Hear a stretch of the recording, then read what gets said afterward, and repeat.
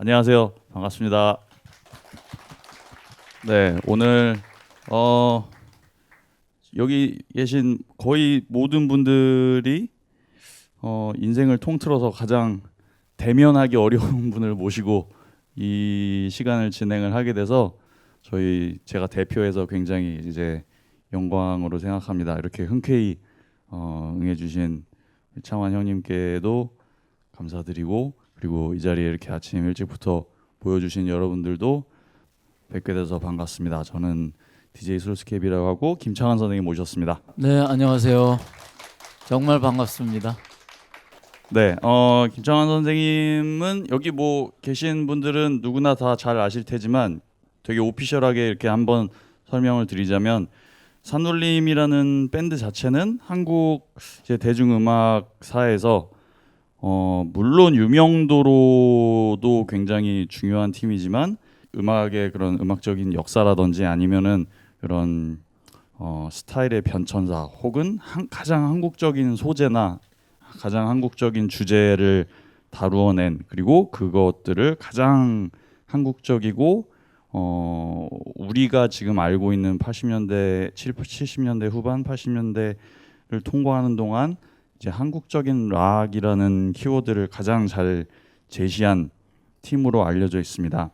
그런데 그 중에서도 굉장히 다른 요소들도 많아요. 저희가 오늘 뭐 또 얘기를 하긴 하겠지만은 뭐 그런 포스트락적인 요소라든지 아니면은 뉴웨이브, 혹은 굉장히 뭐 일렉트로닉적인 접근의 음악들도 있고 해서 그런 음악들도 좀 가져와 봤어요. 그거는 이제 어떻게 보면 저의 관점에서 제가 또 항상 이제 형님한테 들고 와서 형님 이거 이런 반도 내셨는데 이러면서 개인적으로 여쭤보던 그런 곡들인데, 그런 것까지도 가져와 봤고, 실제로 지금 이제 프로듀서들이고 음악을 하는 친구들이기 때문에 다른 어떤 자리보다 선생님한테 들을 수 있는 말들이 이렇게 많을 거라고 생각합니다. 일단은 그 뭐 되게 티피컬한 질문들이나 이런 인터넷에서 찾을 수 있는 자료들은 좀 많이 좀 스킵을 하자고 이제 얘기를 했어요. 왜냐면은 여러분들이 요즘 워낙에 인터넷이 잘 발달돼 있기 때문에 기본적인 뭐 배경이라든지 이런 것들은 또 찾아보시면 아실 테고, 물론 뭐 이렇게 여기서 더 짚어서 좀 더 알 수 있는 부분들이 있으면 얘기를 할 텐데, 일단은 그래도 이 여기 있는 이제 친구들의 나이 연령대가 다양해서 산울림이 이제 새 형제들로 시작했다라는 거를 모르는 친구들도 있거든요. 그러니까 지금 김창완 밴드의 공연을 오히려 보고 아는 친구들도 있어가지고, 그래서 결성 초기에 대한 이야기 조금 해주시면 좋을 것 같아요.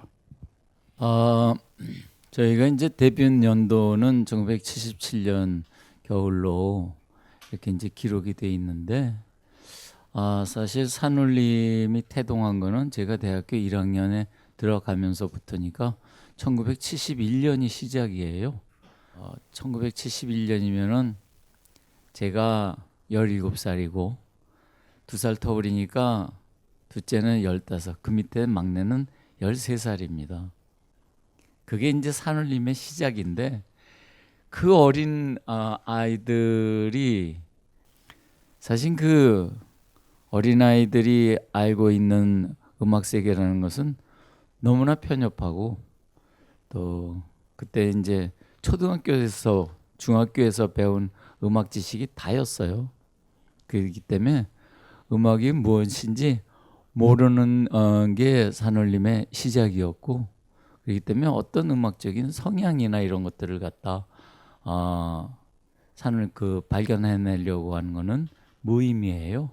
사실 음악을 몰랐기 때문에.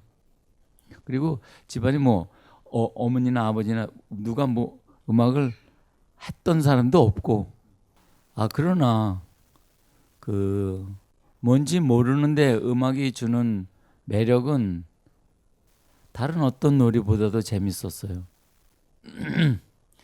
그러니까 17, 15, 13살 그 남자 형제들이 매일 두드리는 숟갈통이나 통기타 이런 것들만으로도 아주 가슴이 벅차게 행복하고, 매일 그 놀이가 뭐랄까 즐거웠으니까 그것 자체가 신기했어요.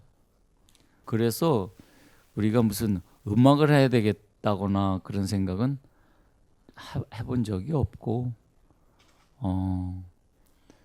다만 그 다른 친구들이 빠져 있었을 어떤 놀이보다 더 우리를 형제들을 즐겁게 해줬고. 선생님 혹시 외람된 질문일 수도 있는데 혹시 그렇게 형제들이 아니었으면 그 음악의 매력을 못 느꼈겠다라는 생각을 하시죠? 물론요. 예, 그래서 지금 김창완 밴드로 활동을 하면서 산울림하고 김창완 밴드는 무엇이 다른가 이렇게 자꾸 되뇌이게 되는데 설명할 수 없는 것이 있어요. 김창완 밴드로 산울림에게 다가갈 수 없는 어떤 것이 있어요. 그것은 지금 얘기한 그 형제만이 갖고 있는 어떤 것 아닌가 이런 생각이 들고요. 그리고 지금 뭐 장르 불문하고 막 여러 가지 뭐 그야말로 일렉트로닉이랄까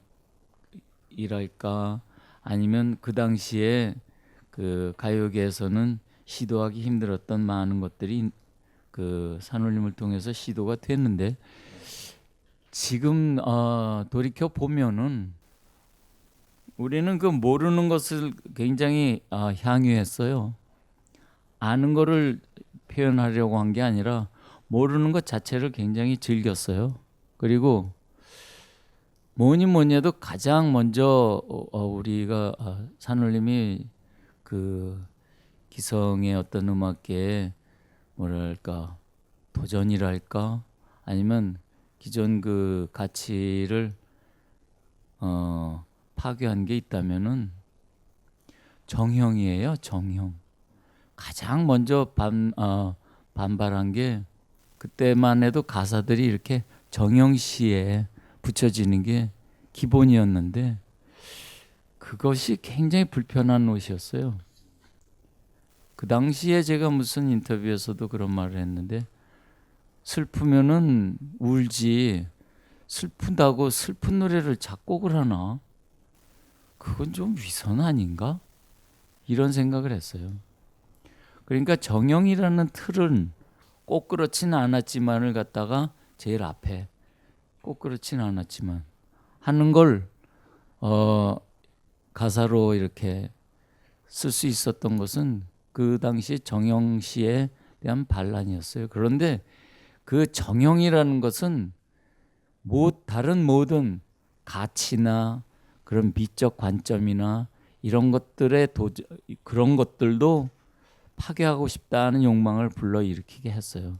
그래서 가사를 처음에는 파괴를 하고 그 다음에는 멜로디를 파괴를 하고 점차 이제 사고를 이렇게 뭐랄까 쌓아가면서 도전하게 되는 것은 그 당시에 우리들의 가치관이나 기성의 질서나 이런 것들에 대해서 차츰차츰 도전하게 돼요. 그러니까 처음에 우리가 제일 불편한 옷을 집어던진 거는 정형시를 집어던지고 그 다음에는 멜로디를 집어던지고 그 다음에 그때 같이 너희들 공부나 해 어른들이 시키는 대로 해 라는 그 말 자체에 대해서 도전하기 시작했어요.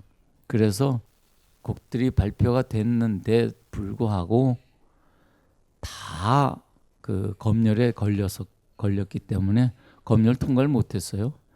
그래서 다 뭐 개사가 된다든지 아니면 반어법으로 표현한다든지 그렇게 해서 그런 그 겉에 표현하고자 했던 것들이 다 수면 아래로 들어가 있어요. 사실은 그런 그 수면 아래로 그 겉에 표방하는 것과 달리 그 뒤에 은유적이나 암시로 묻은 그런 메시지들이 오히려 이 오랜 동안 그 우리의 가치를 보존할 수 있는 뭐랄까 방패가 되고 오히려 그것이 쉘이 돼서 그 조개 껍데기가 돼서 그런 우리가 원했던 진정한 그 가치들은 여태까지 그 살아남지 않았나 이런 생각을 합니다. 어떻게 보면 그런 보호막을 만드신 스스로가 보호막이 된 것 같고요. 또 이 자리에서 좀 어색한 거는 혹시 여러분들은 어떤 팁이나 뭐 이런 것들을 발견하고 싶어서 이 자리에 있다면은 저는 제가 여기서 어떤 정형화된 아니면 이건 이랬는데요 그래서 어떤 가이드가 된다든지 그러는 것 자체를 거부하는 것이기 때문에 여러분들은 오늘 여기서 내가 했던 어떤 증언이나 이런 것들이 여러분들이 달아나야지 될 장소지 여러분들이 찾아가야지 될 골이라고 생각하지 않아요. 그건 뭐 여러분들의 선택인데 저는 그런 생각이에요. 저로부터 출발하세요. 이렇게 사실 우리는 모르는 것 투성이에요. 저는 인생을 살아가면서 조금씩 답을 알아가겠거니 그랬는데 전 뭐 너무나 오래전에 포기했고요. 그리고 답을 아는 것 자체가 그렇게 썩 중요하다고 생각하지 않아요. 내가 세상에 대해서 정말 아는 게 없구나. 그것이 어떤 때는요 굉장히 편안해요. 우리가 알 수 없는 세상이라는 것은 알 수 없는 이 신비로운 세상에 내가 있었다는 것 자체가 그 전에 못 느꼈던 어떻게 삶의 향기를 확 이렇게 풍기게 해주지. 제가 무엇을 알았다, 무엇이 확실해지는 순간 저는 물론 그게 습관이 돼 있어요. 무엇이 확실해지는 순간 그걸 바로 의심해요. 제가 만약에 행복하다 하더라도 제가 어찌어찌어야 행복하다 그러면 저는 그 행복을 의심해요. 바로. 제가 김창완은 이런 사람이야 라고 제가 생각이 드는 순간 저는 그 김창완을 늘 부숴버렸어요. 그래서 오늘 저는 이 자리에서는 제 이미 형식이 돼버린 이 김창완이 아니라 여기서 새로운 김창완이고 여러분과 같이 새로 만들어진 김창완이고 이렇게 되고 싶어요. 민준 씨를 보면서 늘 새롭다는 생각을 많이 하는 사람 중에 하나예요. 늘 이렇게 변모하고 또 이렇게 뭔가 이렇게 움직이고 있는 느낌이 많이 이렇게 드는 그런 사람이에요. 그래서 저도 사실 오늘 음악들을 준비해 온 게 제가 자라나면서 들어왔던 어떻게 보면 형님이 지금 말씀하신 김창완, 산울림의 음악은 또 제가 자라났을 때 제가 들어오면서 만들어졌던 그 이미지와 실제로 제가 이 음악을 탐구하기 시작하면서 발견한 이미지와 또 많은 차이가 있더라고요. 왜냐하면 그 중에 이제 정형화된 것만 알려졌고 저희는 이제 선생님의 동요 앨범을 듣고 자랐고 그리고 대표적인 이제 포크송 계열의 히트곡들과 이런 것들을 항상 보면서 또 이게 방송이나 이런 미디어를 통해서 산울림과 김창완이라는 이미지가 한 방향으로 이렇게 보여진 게 있잖아요. 근데 앨범을 통해서 탐구를 하다 보니까 훨씬 거칠고 때로는 그리고 더 가끔은 정말 도발적이고 제가 그 현의 앨범을 가지고 나온 것은 선생님은 항상 이렇게 얘기하시지만은 귀신 소리라고 얘기하시지만은 그런 요소들이 그때 과연 그런 식으로 이걸 거부하고 해체한 사례가 있었나 보면은 그런 게 정말 없었더라고요.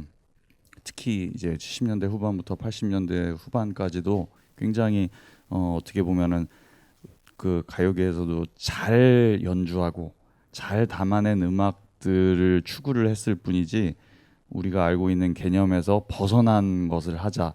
그러니까 제가 굉장히 중요하게 생각하는 개념은 DJ들이나 지금 이렇게 이런 일렉트로닉 음악을 하는 분들에게는 이제 레프트 필드라는 개념, 그러니까 급진적이고 굉장히 상식을 벗어난 개념의 그런 음악적인 접근이 많이 필요해졌어요. 왜냐하면은 쓰는 장비들이나 뭐 음악을 만드는 과정들이 굉장히 요즘은 획일화돼 있다고도 할 수 있고 표준적으로 쓰는 것들이 다 있잖아요. 그렇기 때문에 더더욱 자기의 이제 아이디어와 본인의 그런 성향 자체가 굉장히 중요하다고 생각을 하거든요. 근데 제가 느낀 바로는 제가 그래도 한 20년 선생님 음악을 탐구를 해오면서 느낀 바로는 그런 해체 작업이라는 것 자체가 사실 밴드가 하기 굉장히 어렵더라고요. 제가 느끼기에는.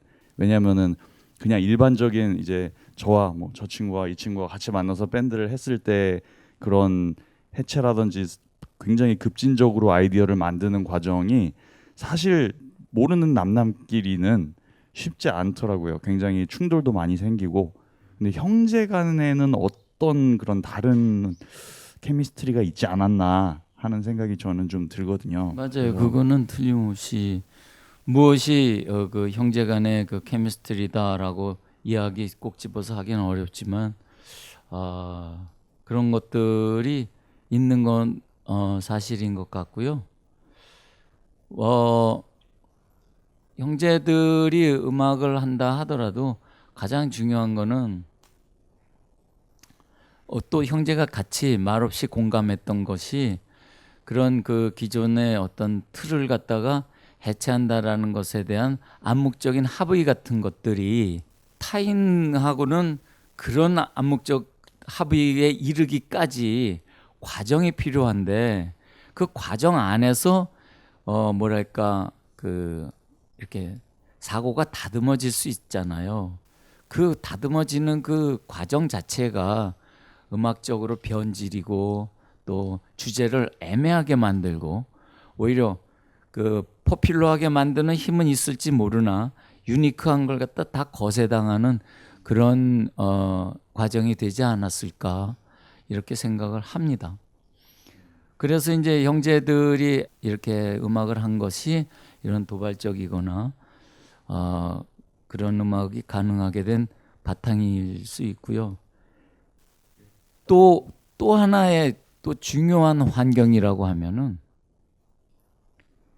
그 당시에는 그 70년 초 후반에는 후반까지도 음악의 주된 고객은 어른들이었어요. 기성세대였어요. 그리고 가요의 중심엔 그들이 소비하는 그런 지금 일컬어 이제 성인 가요 같은 것들이 음악 시장의 중심이었어요.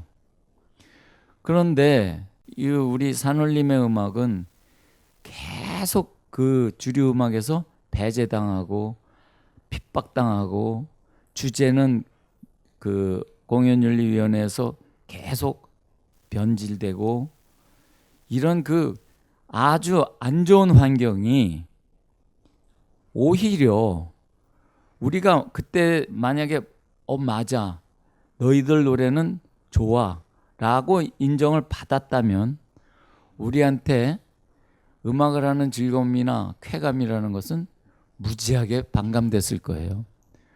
우리는 굉장히 핍박받고 우리는 그 주류 음악이 아니야 라는 것이 그런 낙인 그런 불도장 그런 것들은 우리 청춘을 끓게 만들었어요.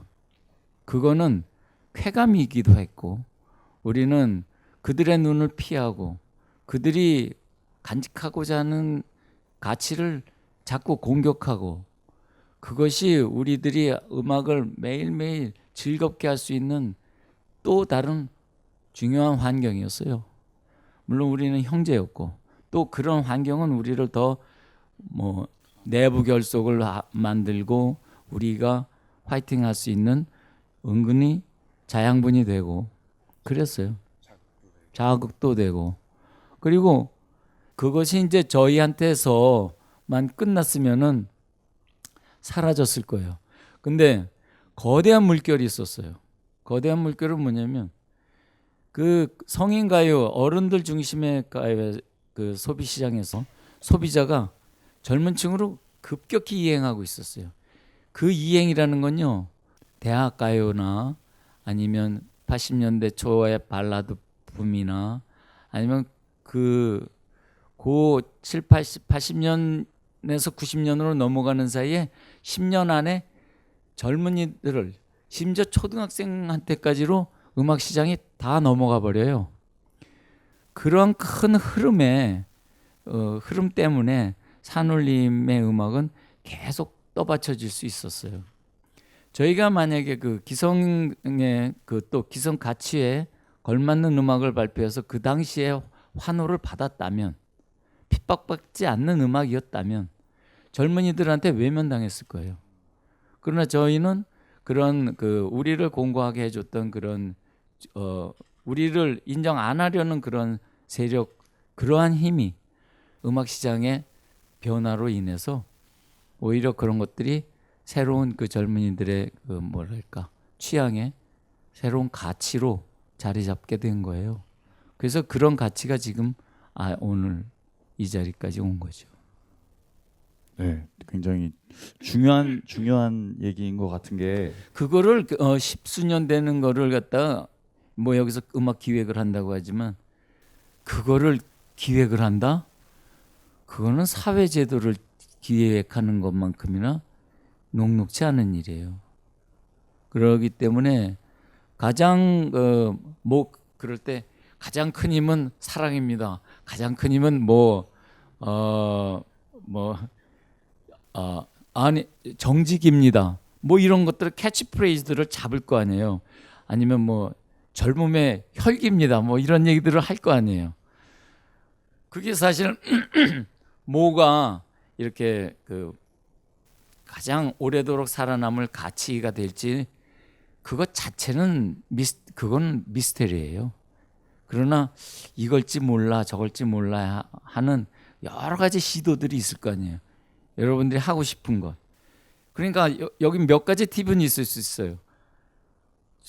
우리를 회방하고 인정을 안 하고 그랬던 것이 우리에게 큰 자양분이 됐듯이 지금 여러분들한테 지금 뭔가 저항을 하게 만드는 이런 불편함이나 또 스스로도 인정 못하는 어떤 그런 것들이 오히려 여러분들의 가장 큰 소중한 덕목이고 음악을 뭐 예술을 하는데 그럴지 모르겠어요.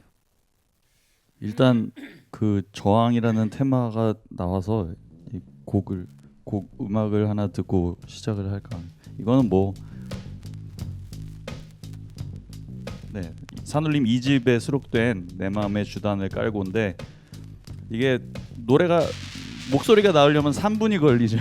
그래서 근데 이 곡이 이 집에서 가장 이제 그래도 방송에서 또 사랑을 받고 물론 뭐 노래 불러요나 다른 곡들이 나 어떻게 같은 곡도 실려 있지만은 이 곡이 가장 충격적인 어떻게 보면은 저희한테는 첫 기억이에요.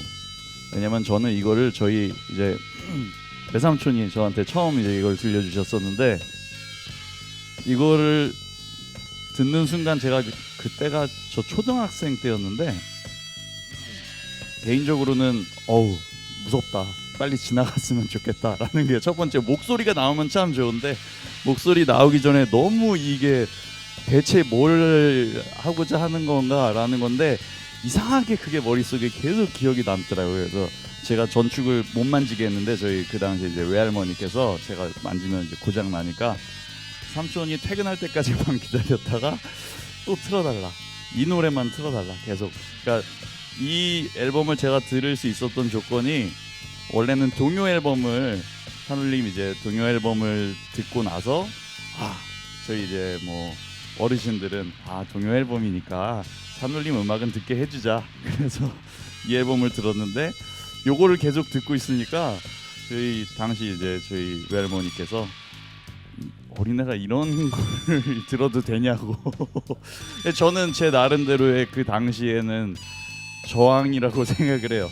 초등학생. 왜냐면은 뭔가 듣지 말라고 이런 거를 네가 왜 듣냐라고 하는 거에 대한 쾌감. 내가 오히려 이걸 들으면서 이게 내가 모르는 영역, 내가 알고 있는 그리고 내가 모든 사람들이 다 이해할 만한 동요가 아니라 이거는 저 사람들은 이해를 못하네. 근데 나는 왠지 이해할 수 있을 것만 같은 그리고 이해하고 싶은 그런 정서가 선생님이 지금 말씀하신 거랑 좀 닮아 있지 않나 싶어요. 그래서 제가 제일 궁금한 거는 대체 누가 이런 곡의 구성을 만들자고 했는지와 노래는 대체 언제 나와라고 이제 삼형제 중에 누가 얘기를 혹시 하지는 않으셨을까 그런 것과 그리고 방송에서도 제가 그 실제 KBS나 이런 데서 오랫동안 일하신 PD님들한테 얘기 많이 들었어요. 이거 앞부분 잘라서 만들라는 얘기를 되게 많이 들으셨다고 방송가에서. 근데 제가 알기로는 그대로 다 나간 걸로 알거든요. 그거를 예전에 이제 KBS 저 같이 제가 처음 방송할 때 뵀던 부장님이 얘기를 엄청 무용담처럼 해주시더라고요. 그거를 그냥 틀래 그래서 모르겠다 그러고 그냥 틀었다는 얘기도 많이 들었고 했는데 그 저 앞에 전주를 보통 이제 가요를 3분 예술이라고 하는데 이게 처음 판이 나와서 방송에 처음 걸린 거는 CBS 정오 프로그램이었어요. 제가 판이 나오자마자 김진성 씨라고 유명한 프로듀서가 있었는데 그 형님한테 갔더니 새 판이 나왔네. 그리고 빨리 좀 마지막 곡으로 틀어줄게. 그러고 틀었어요. 틀었는데 둥둥둥 쭉 가는데 형 얼굴색이 점점 고동색으로 변했어요. 야 노래 언제 나오니? 노래 언제 나와? 그러다가 전주 끝나고 전주 하는데 15로 넘어갔어요. 그래갖고 첫 곡에 대한 그러고 이제 방송국에서는 앞에 전주를 좀 잘라서 이렇게 다시 제작해 주면 좋겠다라는 요구도 있었고 그 이전에 1집에 이제 아니벌서가 그 퍼즈라고 그 디스토션 계열의 이펙트가 강하게 들어가 있는데 그걸 다 노이즈인 줄 알았어요. 그래서 판을 바꿔달라고 방송국에서 잡음이 너무 많으니 좀 소리 좋은 걸로 바꿔오라고. 그래서 원래 소리가 이런 거예요. 그러고 설명을 해도 원래 소리가 이렇게 판이 잘못 나왔지 원래 소리가 이럴 수가 없잖아. 이랬어요. 근데 당시에 이런 녹음과 이런 앨범을 어떻게 보면은 이 레코드사에서 또 발행하게 해준 그런 발행할 수 있었던 거에는 지금보다 좀 더 열린 사고의 그런 레이블이나 이런 제작 방식이 있지 않았나 하는 생각도 좀 드는데요. 그래요. 요즘에는 이 음악이 너무 산업화돼서 시도들이 오히려 더 어려울 수도 있죠. 그러나 또 그것도 이제 또 그런 세월도 지나가는 것 같아요. 그럼 뭐 제가 느낌만 갖고 이렇게 얘기하기는 어렵지만 다시 청춘의 이 무모함에 대해서 다시 동경하는 세대들이 자라고 있고 여태까지는 이런 것이 산울림 음악이 그 당시에 어떤 시도를 갖다가 표현하고 있지만은 이러한 시도와 비슷한 이런 시도에 걸맞는 새로운 다른 시도들이 지금 이 순간에 필요한 것 아닌가 이렇게 생각을 합니다. 끊임없이 지금 어법에 안주하면 안 되고 음악적으로도 물론이죠. 그렇고. 네. 물론이죠. 근데 그런 차원에서 좀 음악적으로 말씀을 드리자면 제가 지금 계속 틀어서 노래 불러요라는 곡 했는데 이거 처음에 보면은 이제 포즈랑 플랜저 뭐 여러 가지 이펙터가 동시에 들어있는 이런 기타 사운드를 이 당시에 이런 사운드를 냈다는 것도 저는 굉장히 이 도입부를 듣는 순간 귀가 이렇게 번쩍 뜨이는 그런 거 있잖아요. 근데 당시에 이런 장비들을 이런 페달류의 그런 이펙터들과 여러 가지 프로덕션 기법들은 어떻게 보면은 뭐 이렇게 정식으로 뭐 누가 프로듀서가 붙어가지고 뭐하고 한 게 아니라 다 직접 네, 만드신 거잖아요. 어떤 과정을 거쳐서 이렇게 하게 됐는지도 좀 궁금해요. 글쎄요, 저희는 그 당시에 뭐 요즘에는 뭐 별의별 효과들이 많이 있지만 그 당시에 그 뭐 기타 이펙트라는 건 뭐 몇 가지 뭐 이 특이한 뭐 몇 가지에 불과했어요. 근데 그 소리라는 것은 이런 이 기타 소리하고 그 이펙트 하나 건 소리하고는 전혀 다른 세상이었어요. 완전히 너무너무나 다른 세상이었기 때문에 그 이펙트 하나만으로도 우리는 너무너무나 다른 음악을 구사하고 다른 느낌을 전달할 수 있을 것 같았어요. 근데 지금은 오히려 너무나 많은 이펙트들이 있으니까 오히려 뭐 이렇게 물건 많은 데 가면 고르기 힘들듯이 또 그 이펙트들은 또 서로 또 상쇄되는 이펙트들이 너무 많아요. 그래서 이게 얼마나 그야말로 뮤지션한테 그 상상력을 자극하는가 그런 면에서는 이게 뭐 가지수가 많다고 중요한 건 아니고요. 저희가 쭉 투트랙 녹음 1집부터 이제 쭉 투트랙 녹음을 하다가 7집에 가서 멀티 레코딩이 되거든요. 7집부터 이제 멀티 트랙 레코딩이 되는데요. 이런 무슨 그 뭐 장비의 뭐 아니면 뭐 이런 그 개발이나 이런 것들은 그 당시에는 굉장히 희망적 멀티 레코딩을 하면은 편집도 뭐 좋고 좋으니까 여러 가지 장점이 있을 거야 그랬는데 그 이외에 뭐 또 음악적으로나 아니면 여러 가지 그 놓치는 게 또 많이 있어요. 그래서 최근에는 저희는 다시 마치 멀티 레코딩을 하지만은 장비들이 다 이제 그렇게 돼 있으니까 하지만은 투트랙 녹음하던 식으로 그렇게 이제 김창완 밴드는 그렇게 작업한 것들이 꽤 많이 있어요. 최근에 와서는 차라리. 저도 그 말씀을 예전 인터뷰에서 보고 그래서 7집을 가져왔어요. 일단은 그런데 이걸 들어보면 사실 저는 이게 멀티트랙 레코딩인지 사실 몰랐거든요.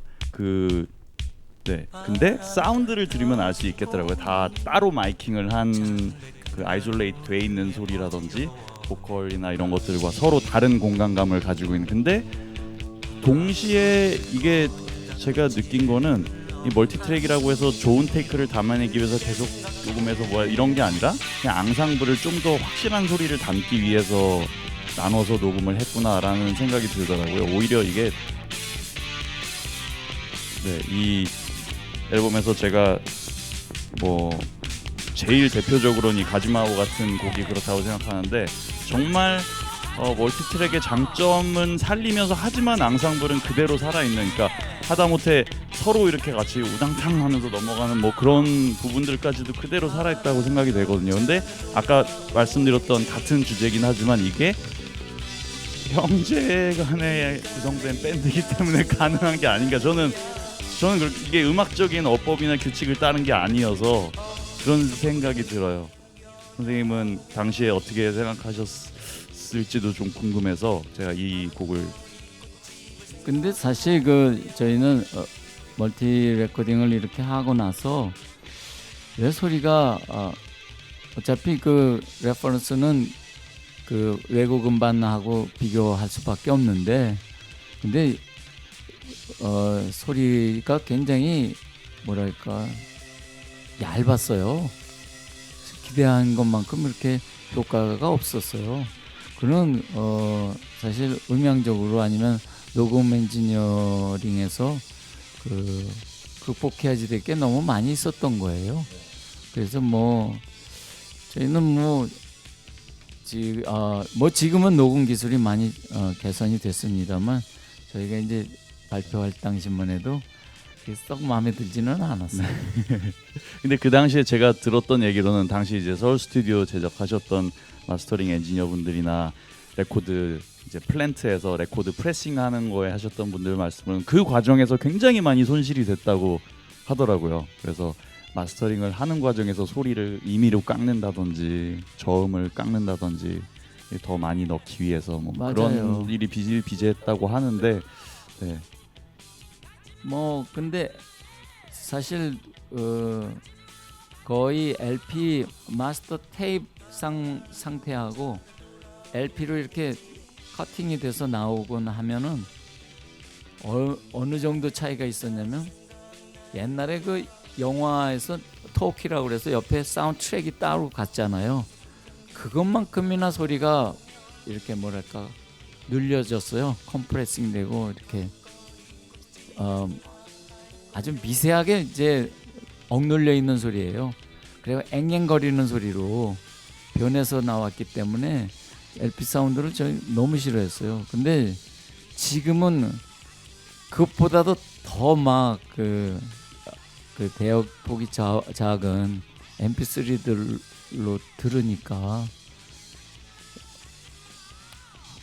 음악의 환경은 너무 안 좋은 것 같아요. 요즘에 그래서 뭐 LP 바들 많이 가시잖아요. 그런 사운드가 확연히 다르죠. 예.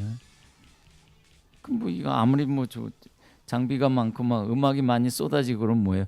사실은 그 소리가 주는 어떤 감동 같은 것들도 있는 건데 그런 체험은 잘못돼. 여기서 이렇게 들어갔고 그거 어떻게 되겠어요?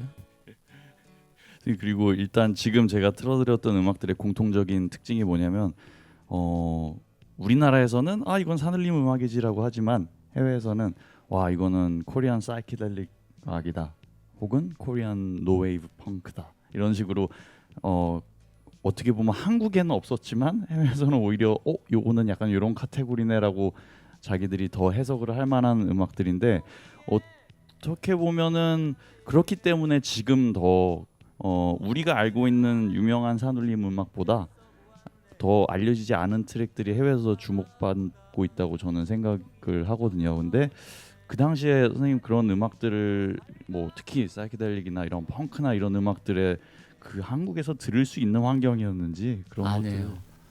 그거는 굉장히 중요한데요. 저희는 몰랐죠. 섹스 피스톨즈하고 저희가 이제 데뷔 연도를 찾아보면 같은 해예요. 근데 그 당시에 펑크라는 것이 펑크라는 피자가 분류되어 있는 뮤지션들은 대한민국에서는 플레이가 금지돼 있었어요. 아예 소개 자체를 할 수가 없었어요. 그러니까 펑크족이라고 펑크 뮤지션은 대한민국에 소개가 된 밴드가 없어요. 물론 암암리에 백판이나 이런 걸로 이제 돌아다니긴 했어요. 그러나 제가 알고 있기로 섹스 피스톨즈 같은 팀들의 백판이 처음 유통된 것도 80년이 넘어서라고 알고 있거든요. 아마 그럴 거예요. 네. 그 전에는 그거는 굉장히 엄단의 대상이었기 때문에 저희가 이렇게 사이키델릭하고 펑크적인 요소를 가진 음악을 했다는 것은 진짜 저희 형제의 무식의 소치지 뭘 알고 한 게 아니에요. 알 수 있는 그런 음악이 이 세상에 있을 거라고 상상도 못하고 만들었어요. 다만 우리가 이런 노래를 발표하면 어른들이 상당히 괴롭겠지. 이 생각 하나로 만든 거예요. 근데 그 어른들이 괴로울 만한 음악은 그 당시에는 전면 수익 금지예요. 그런 상태이기 때문에 여기 지금 이게 뭐죠 제목이? 먼 나라의 이야기. 이게 병원 벽에 가서 의정부 시립병원인가 그 벽을 보고 만든 노래예요. 죽음에 대해서 노래를 한다. 그거는 절대 금기예요. 또 더군다나 젊은 애가 죽음에 대해서 노래를 하면은 그거는 바로 퇴폐로 몰렸어요. 여러분들이 들어보셨겠지만 둘이서라는 노래가 있어요. 달콤한 연인이 이렇게 그 곁에 있었으면 얼마나 좋겠나. 그게 외설로 걸렸어요. 둘이서 외설로 걸릴 정도니까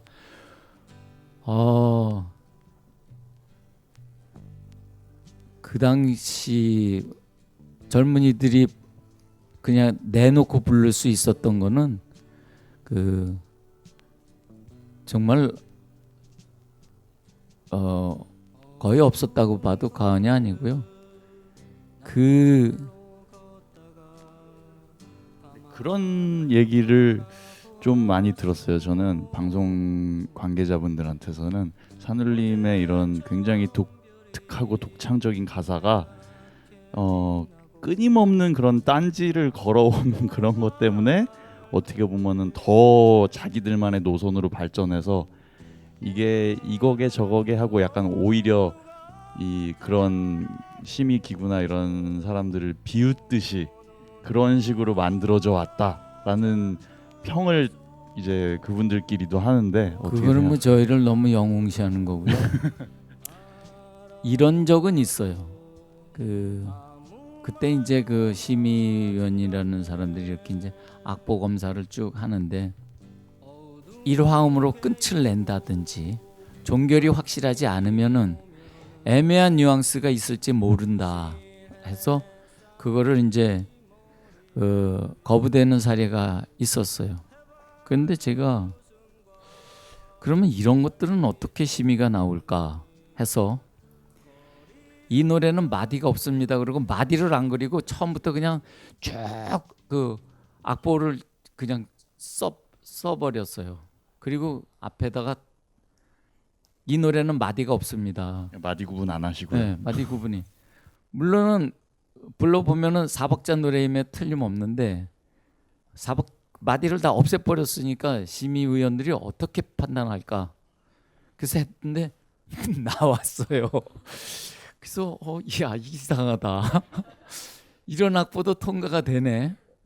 그런 적은 있어요. 그러니까 끊임없이 그 원래 기성하고의 그 뭐랄까 마찰은 계속 있었어요.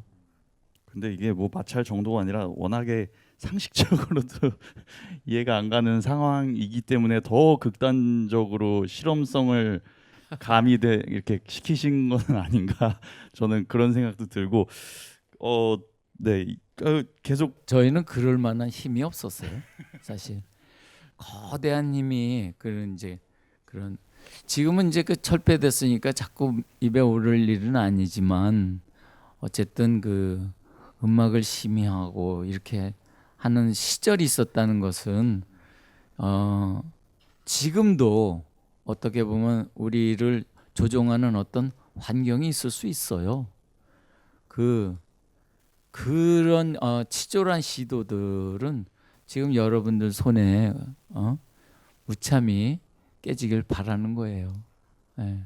어쨌든 간에 여기 이제 모여 있는 저를 비롯해서 많은 분들이 실제 뭐 노래를 하고 뭐 이런 친구들도 있지만 노래를 하거나 뭐 랩을 하거나 이런 그러니까 주인공에 서 있는 뮤지션이라기보다는 스스로 이제 요즘은 이제 프로듀서나 이런 비트메이커들은 그 뒤에 서 있잖아요. 그래서 오히려 음악을 자기가 하면서도 실제 음악의 주인공이나 뭐 기획사가 됐든 레이블이 됐든 어떤 주체가 있어서 거기서 어떤 음악을 하기를 강요당하는 자기 이제 부지불식간에 강요당하는 상황들도 많을 거라고 생각이 되더라고요.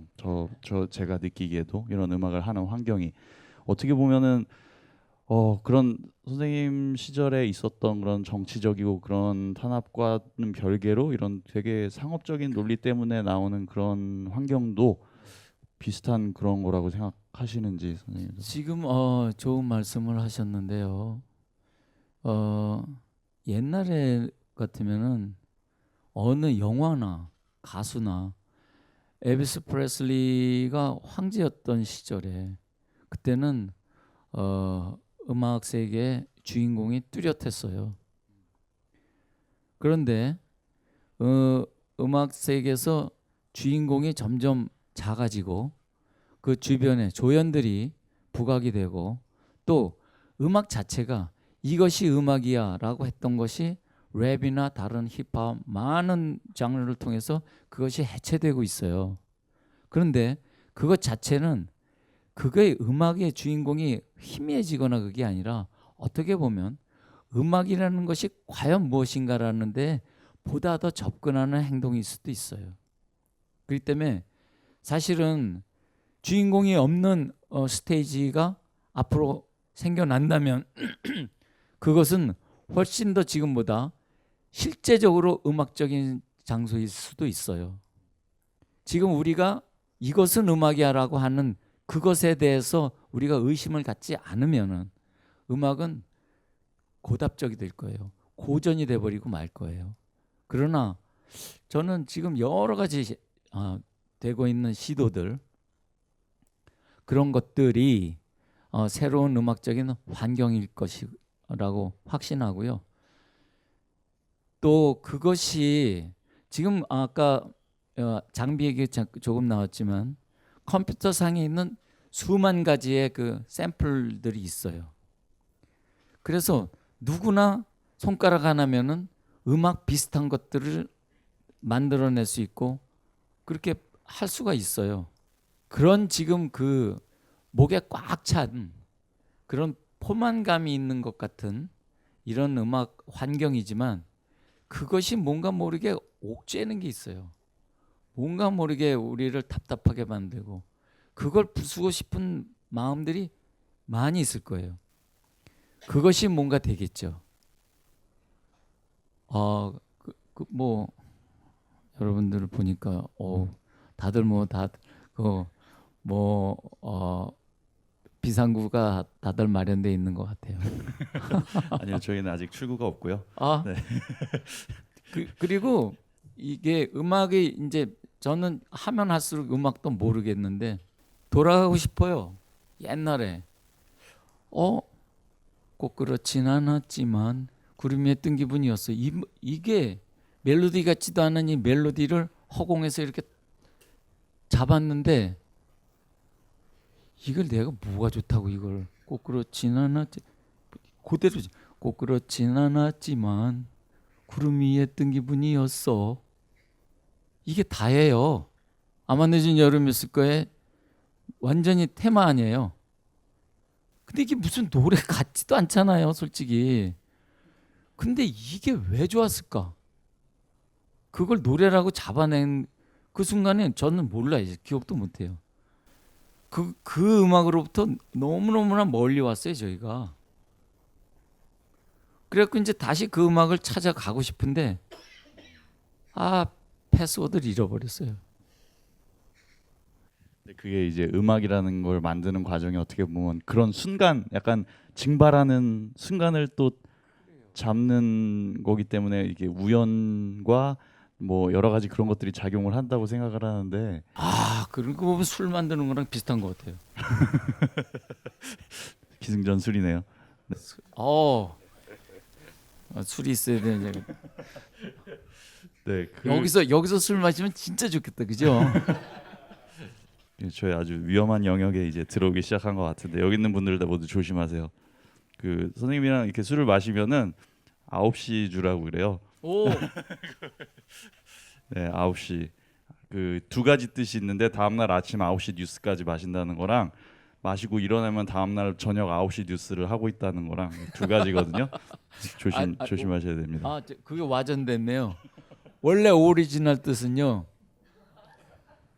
보통 퇴근하고들 6, 7시에 만나잖아요. 6시 근데 그 술을 먹으면 집에 가서 9시 뉴스를 본다는 거예요. 9시 뉴스주예요. 그래서 진짜로 다음 날 아니고요. 다음 날이 아니고 그거를 한 잔으로는 잘 몰라요. 2잔만 마시면은 빨리 집에 가자. 소리가 저절로 나와요. 너무나 취기가 빨리 올라갔고. 그 원래 석 잔이 세트예요. 석 잔을 마시면요 집에가 있어요. 진짜야. 만사다 귀찮고 집에 가서 9시 뉴스 보다 자는 거예요. 대표님 표정이 어두워지시는 것 같으니까 저희 빨리 넘어가도록 할게요. 술 얘기 하지 말라고 저한테 그렇게 얘기하셨는데 네. 그 84년 선생님 곡 하나를 듣고 오겠습니다. 제가 많이 트는 노래예요. 1절까지를 듣겠습니다.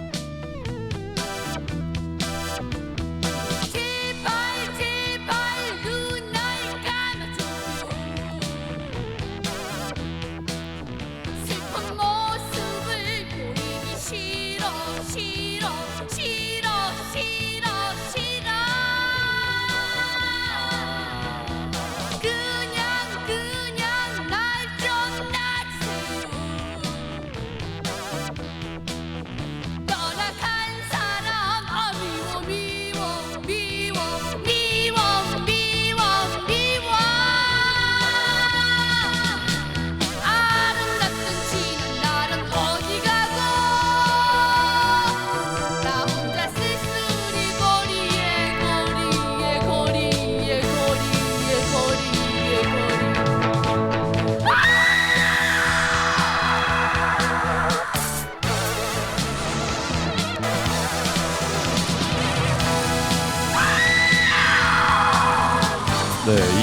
제가 이 음악을 듣다 진짜 깜짝 놀랐거든요.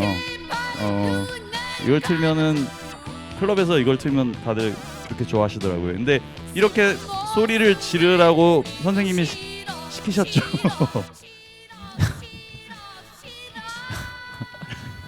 제가 물론 시켰죠. 네. 물론 시켰는데 제가 정말 이렇게 비음악적으로 할지는 몰랐어요. 근데 오케이를 내신 것도 이제 선생님이시잖아요. 그 네, 이게 왜냐면은 뭐 지금 저희는 약간 뭐 우스갯소리처럼 얘기하고 있지만 이 소리 지르는 거 하나가 저는 84년의 한국 가요의 전부라고 기억하고 있어요. 왜냐면은 이렇게 소리를 지른 노래는 그 전에도 없었고 앞으로도 뭐 물론 뭐 삐삐 밴드 뭐 윤정희 누나 같은 분이 있겠지만은 이런 거는 진짜 전에도 없었고 그 이 소리 지르는 그 구간뿐이 아니라 이 음악 자체에 오토바이 소리도 나고 뭐 엄청 특이해요. 신디사이저 리프가 기타랑 같이 등장한다든지. 그러니까 지금 음악을 듣는 친구들은 이 음악에 대해서 얘기할 게 굉장히 많을 거예요. 왜냐하면 이거는 포스트 펑크에다가 약간 신스웨이브라고 요즘 얘기하는 그런 신디사이저와 뉴웨이브가 이렇게 결합된 이런 굉장히 독특한 튠이기 때문에 근데 제가 딱 봐도 이거는 이런 경향을 뭐 알고 뭐 하고 한 게 아니라 정말 이거를 여기 갖다 쓰자. 이 소리를 여기 갖다 넣자. 알면 저렇게 하겠어요. 근데 이런 당시에 그래서 궁금한 게 이런 식으로 하나씩 굉장히 귀에 뜨이는 소리들이 몇 개가 있어요. 그리고 이 다음에 제가 들려드릴 음악에서도 그런 부분들이 있는데 선생님이 생각하시기에 그런 그 산울림의 음악들이 사람들이 듣기에는 이제 이건 통기타 음악과 뭐라고 생각하는데 저는 그렇게 생각하지 않거든요. 항상 굉장히 남들이 안 쓰거나 특이한 소리들을 이 소리를 여기다 갖다 써라고 하는 건 많았던 것 같은데. 80년 중반쯤 네, 되나요? 84년, 85년, 예, 네, 14년 5년 이쯤인데요. 이때 제가 개인적으로는 콘크리티즘이라고 있어요.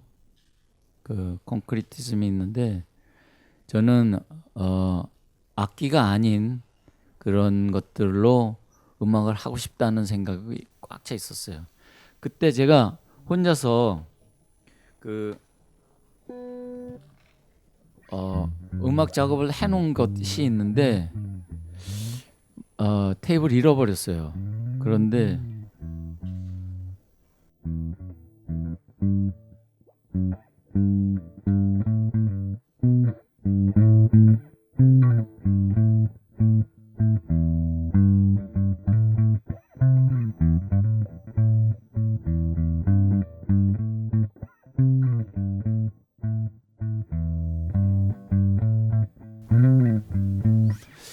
이 리프만 지금 기억이 나요.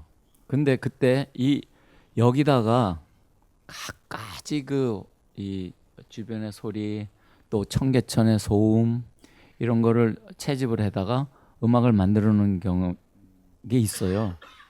근데 저 지금 현이 앨범을 프로듀싱 할 때만 해도 그런 개인적으로는 사실 그런 것들을 하고 싶었는데 아무것도 방법이 없었어요. 그래서 거기다 이제 그런 노이즈를 하고 싶어서 이제 뒤에 조금씩 이렇게 그런 것들을 은근히 들으면 들을수록 제가 발견을 하게 되더라고요. 그런 아까 엔진 소리라든지 뭐 이런 효과들이 들어가 있는 게 선생님이 지금 말씀하신 그런 콘크리트 뮤직이라고 하잖아요. 그런 어떻게 보면 샘플링의 일종이기도 하고. 예, 요즘에는 이제 그런 것들이 그런 이제 그런 어떤 음악적 상상이 요즘에는 구체적으로들 이렇게 표현이 되고 이렇게 장비도 개선 그런 것들을 위한 이런 여러 가지 소재들이 생겨났는데 저 때는 아무것도 없는 디지털 훨씬 전 시절이기 때문에 그런 것들은 그냥 머릿속에서만 있지 구현해내는 방법이 신통치는 않았어요. 물론 저 때도 현대음악이나 아니면 음악 전공하는 사람들한테서는 여러 가지 시도들이 있었을 거예요. 그러나 그런 퍼포먼스를 우리가 대중이 볼 수 있는 자리는 없었어요. 그렇기 때문에 저는 스튜디오 안에서 저의 이런 상상력을 어떻게든 가미해 보려고 했던 거예요. 근데 그걸 요즘에는 제가 이제 많이 발견을 하고 있어요. 선생님이 기억하실지 모르겠는데 89년에 이제 행복은 성적 순위 행복은 성적 순위 아니잖아요가 이 OST가 나왔어요. 근데 여기에 여러분들이 잘 모르실 텐데 제가 이거를 예전에 어디 유럽에서 무슨 라디오에서 한번 이 노래를 튼 적이 있어요. 노래가 아니고 그냥 비트거든요. 자, 들어보세요. 이거 한 1분짜리 영화 삽입곡이에요, 그냥.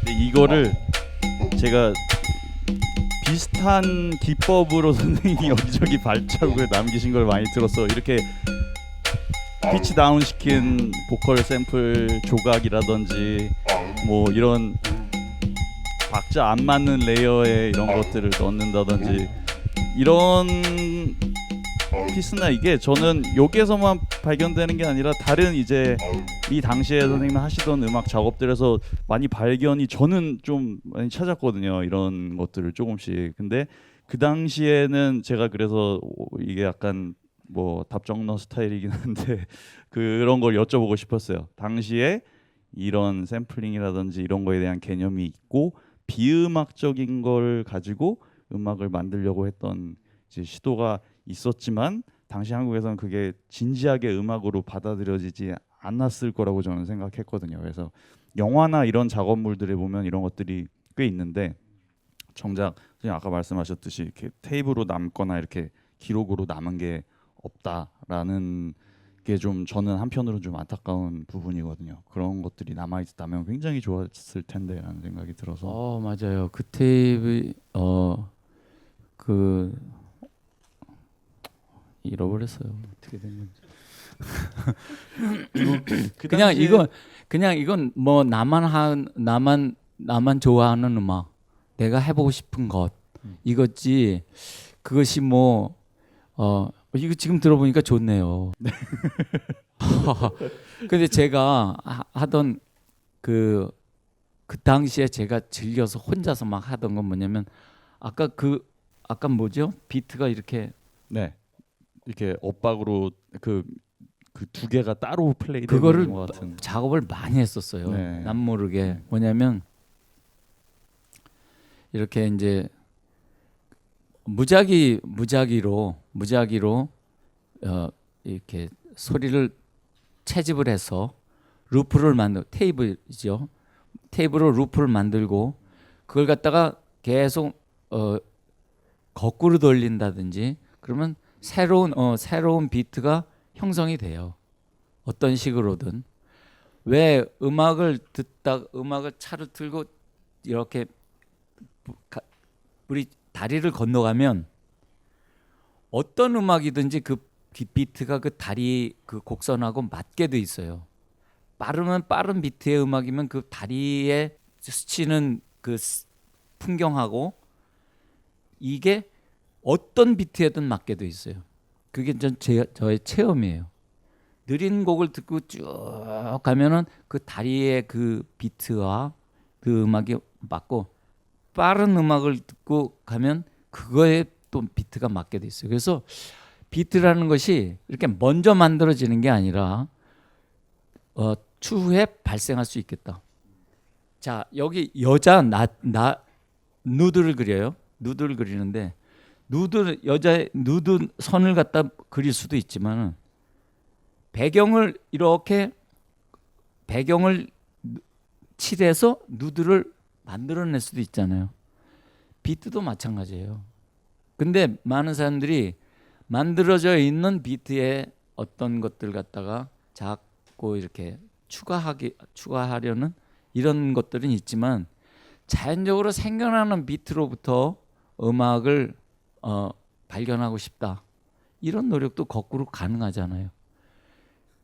정작 주인공이 없는 음악을 하고 싶다라는 욕망도 있었지만 실제적으로 제가 시도한 거는 기타로 오토바이 타자 그 노래는 뭐 이런 가사가 다 있어 그랬지요. 근데 그 음악에 처음에 그 왜 그런 음악을 하고 싶었냐면 내가 이렇게 노래를 해요. 그런 슬픈 노래 뭐 이런 노래를 불러. 그러면 여기 청중들이 들어. 이런 노래가 아니고 거꾸로 노래를 만들어 보자. 나는 어떻게 했는데 나는 무슨 노래인지 얘기 안 해요. 내가 하는 거는 그냥 이런 노래입니다라고 부르는 게 아니에요. 뭘 하는데 관객이 아 이건 이런 노래구나. 그러니까 나의 음악이 아니라 관객의 음악을 내가 만들어 보고 싶은 거예요. 그러자니 이게 앞뒤 말이 맞으면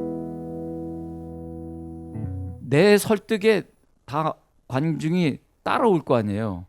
그러니까 논리를 일단 없애야 되겠다. 논리를 스스로 관객의 논리를 짜내도록 하자. 요즘에 AI 같은 거예요. 그러니까 무슨 어떤 단서를 내가 계속 던지면 그 단서들은 청중한테 가서 스스로 조직이 되는 거예요. 그래서 기타로 오토바이를 막 타요. 기타 어떻게 타는지 모르지. 나도 몰라. 그런데 어떤 사람들은 아 저거는 무슨 상상 무슨 얘기네. 저 남자가 지금 저 가수가 무대 위에서 그저께 기타 치던 내 남자친구하고 헤어진 사실을 저 사람이 아나? 그것 때문에 슬퍼서 공연장에 온 여자는 그런 생각을 할 수 있겠다. 뭐 그거는 당신 마음대로 생각하세요. 다만 나는 어떤 단서도 당신한테 전달하지 않겠습니다라고 해갖고 어떤 연상되는 게 있을까봐 절대로 연상이 안 되는 것들만 다 연결을 했어요. 그래서 그런 의도를 갖고 불렀는데 공통적인 메시지가 전달이 돼 버렸어요. 공통적인 메시지. 아, 이거 전달되면 안 되는데. 공통적인 메시지라는 건 뭐냐면 노래 황당하네. 저게 무슨 노래야? 라는 메시지가 가버렸어요, 다. 그리고 그냥 저 노래는 그냥 요새는 뭐 그 노래만 나오면 그냥 아 이거 기차 놀이 하는 노래인가 보다 그래고 그냥 막 그냥 춤곡으로 그냥. 근데 그 전에도 그런 저는 가사적으로 그 얘기가 이제 하셨으니까 그 나오는 말인데 그런 시도가 많이 있었다고 생각하는 게 특히 뭐 이런 것들 그 내가 고백을 하면 깜짝 놀랄 거야 이런 노래 가사는 정말 그 순간 찰나만 가감 없이 그것만 던지고 있어요. 그러니까 뭐 논리적이고 뭐고 이런 거를 떠나서 내가 지금 고백을 하면 깜짝 놀랄 거야, 눈이 커질 거야, 동그래질 거야 라고 하는 게 사실 다거든요. 이게 굉장히 그 전에 산울림 가사나 이런 주제들에 비해서 음악적으로도 그렇고 오히려 그 안에서 한번 되게 큰 파격이라고 생각을 하거든요. 사운드적으로도 그렇고. 잠깐 이거 초반부만 잠깐 들으면서 얘기를 할게요.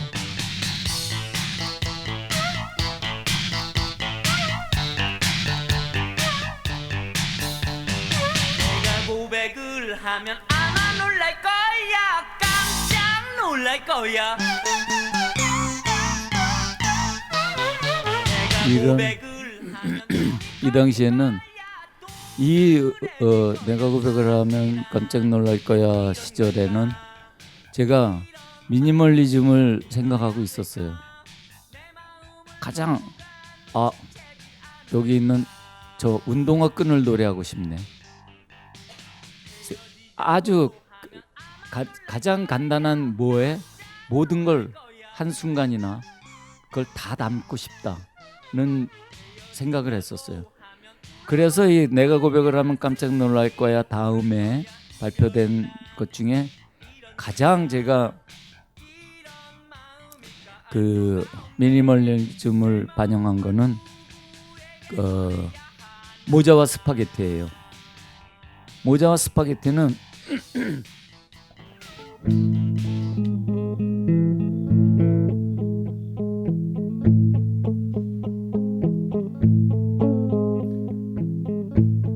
이거 하고요. 처음에 북하고 북채 하나 그게 다 연주의 끝이었어요.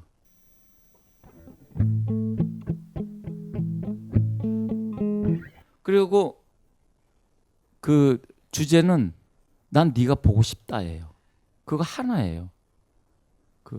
그거를 가장 강렬하게 너가 보고 싶다라는 것을 어떻게 하면은 표현할 수 있을까? 근데 저는 그 당시에 그 북채가 그 북채 하나 그리고 북채 중에 북소리 중에서도 그 위에 그 나무 있는데 딱 정소리를 치는 소리 있잖아요. 그거 하나 같이 명쾌한 메시지를 전하고 싶었어요. 그 당시 그런 선상에 있는 음악들이에요. 이런 거. 혹시 그런 사조에 이렇게 몰입하시게 된 계기나 이런 게 있나요? 그 당시에 저는 80년대 이제 85년 6년 넘어가면은 그게 굉장히 확 보이거든요. 이런 특히 이런 지금 들으신 곡들 같은 경우는 컴퓨터 프로그래밍이나 이런 걸로 되게 미니멀한 소리를 담아내려고 했던 그런 프로덕션이라든지. 그거는 저 사실은 락에 대한 비판이었어요. 락은 무엇이든지 다 담아낼 것 같다는 상상을 하고 있었어요. 그리고 그런데 전 세계적으로는 락이 몰락하고 있었어요. 나도 락을 좋아하고 락이 좋은데 락에 못 담아내는 게 뭐지? 그런 거예요. 그러다가 혹시 내가 너무 화려한 정신적인 화려한 사고를 또 레토릭한 사고를 하고 있는 거 아니야? 이런 생각을 했어요. 그런 내가 락의 수사적인 부분을 빼버려야 되겠다. 그래서 그런 사운드와 그런 모티브를 잡기 시작한 거예요. 그러니까 아주 간단한 사물을 그리고 싶었던 거예요. 락이라고 하면 아주 서사적이고 뭐 히스토리컬한 그런 스토리가 아니고 가장 극명한 사실. 지금 이 집에서 제가 굉장히 인상적인 건요. 저 천막 끝에서 떨어지는 빗방울을 보고 싶어요. 예? 제가 막 정원도 꾸미고 막 이렇게 하고 싶은 마음이 있었다면 그게 저의 락관이었다면은 지금 저런 내가 고백을 하면이나 아니면 모자와 스파게티 같은 걸 통해서 저 천막 끝에서 떨어진 빗방울 하나를 딱 그리고 싶은 거예요. 그것의 아름다움을 갖다 보여주고 싶은 거고. 그래서 그런 음악적 시도가 있었던 거예요. 저는 그래서 이걸 굉장히 한국적인 어떻게 보면 일렉트로닉에서 사용하는 그런 짧은 서사 그리고 순간에 대한 묘사 그런 것들과 굉장히 다 있다고 생각하거든요. 그러니까 이게 뭐 어떻게 말이 될지는 모르겠는데 예를 들면은 뭐 진짜 그냥 초기 크라우트락이나 크라우트베르크나 이런 에서 노래를 하던 그런 주제 의식이 변화하고 그리고 그 전에는 전체적인 일정한 내 감정에 대한 서사를 담았다면 이젠 그게 그렇죠. 아니라 근데 그게 사실 음악적으로 봤을 때도 굉장히 큰 변화라고 저는 생각을 하거든요. 그래서 그렇죠. 그런 거를 여쭤보고 싶었어요. 이 당시에 이런 것들이 근데 굳이 또 다른 데서는 별로 발견되지는 않거든요, 사실. 근데 당시에 이런 사조나 이런 음악적인 경향을 같이 좀 만들어 나가는 동료 뮤지션들이나 이런 분들이 있었는지가 아니요, 궁금해서. 저는 늘 외로웠어요. 네. 조민준 씨 같은 분도 안 계시고. 그리고 한 가지 여기서 또 약간 빼놓을 수 없는 게 이 당시에 선생님 프로덕션에 이제 거의 유일하게 같이 조력자처럼 이제 참가를 하거나 하셨던 분 중에 한 분이 연석원 선생님. 연석원 씨요. 네. 네, 맞아요. 대한 얘기를 조금 듣고 싶어요. 왜냐면은 이 산울림 스페이스 사운드 디스코라는 앨범을 제가 선생님한테 처음 가져가서 이거를 여쭤보고 그리고 여러분 혹시 저 모르셨을지 모르겠는데 다 선생님이 직접 그리신 커버예요. 요 앨범 그 초기작들처럼 이제 지금 여쭤봐서 알았어요. 요 그림은 거의 30일에 걸쳐서 그리신 그림이라고 하고 나갔더만 가서 매일 나비 한 마리 정도 그렸어요. 전 몇 마리인지 모르겠는데 한 마리 정도 그렸어요. 근데 이렇게 직접 앨범 커버를 그리는 게 이제 하나의 전통인가요, 선생님? 그렇게 돼 버렸어요. 그림은 네. 지금 요즘에도 계속 틈틈이 그려요. 그래서 이건 어떻게 보면은 리믹스 앨범이에요. 아마 늦은 여름이었을 거야를 약간 굉장히 재밌는 사운드로 다시 만들어낸. 근데 이거의 편곡에 이제 연석원 선생님이 함께 이렇게 참여를 하셨었는데 어떤 계기로 이 앨범을 하게 되셨는지가 저는 개인적으로 궁금하거든요. 이거는 뭐 저의 바람이라기보다는 연석원 씨가 미국 유학을 마치고 오자마자 한 첫 번째 작업이에요. 거의. 그래서 그 당시에 이제 또 연석원 씨는 저런 신스 팝이나 이런 것에 관심이 많이 있었어서 또 그런 쪽에 음악적인 시도지요. 그걸 갖다 이제 그걸로 저희 음악을 뭐 다른 옷을 입혀보면 어떤가. 그 당시에 그러니까 미국적인 사운드라고 그래야 되겠죠. 그런 옷을 입혀보면 어떨까 해서 그냥 시도해본 거예요.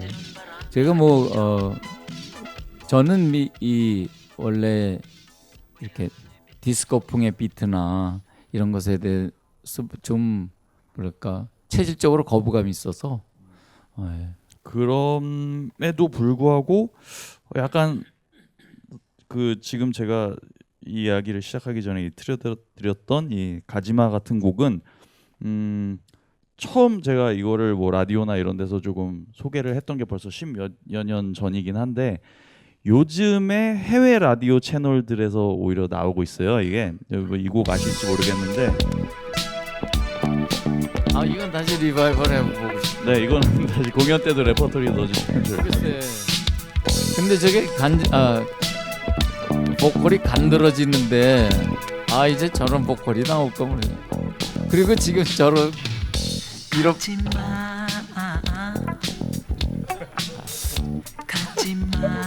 몰랐는데 굉장히 보컬이 섹시하네요.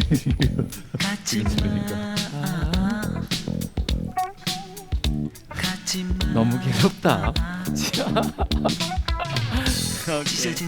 네, 근데 이런 음악들이 저는 어떻게 보면 재발견이라고 생각하거든요. 그루브가 있는 산울림의 음악들 그리고 비트가 있는 산울림의 음악들이 오히려 많이 알려지지 않아서 제가 집요하게 이렇게 여쭤본 것도 선생님이 이런 굉장히 비트라든지 그런 콘크리트 뮤직 이런 거에 대한 관심을 되게 미니멀하게 풀어내면서 나왔던 방법론이 뭐 전형적인 우리가 알고 있는 뭐 테크노나 하우스나 일렉트로닉 뮤직은 아니지만 그들이 그 당시에 그런 음악을 만들어냈던 파이오니어들이 생각했던 고민의 지점이랑 같은 데 있다고 생각을 하거든요. 네, 비슷할 거예요. 지금 저한테 이런 미니멀적인 또 일렉트로닉 사운드에 대한 거는 저 스스로의 락에 대한 반발이었기 때문에 어차피 저의 사고의 변천 중에 하나지요.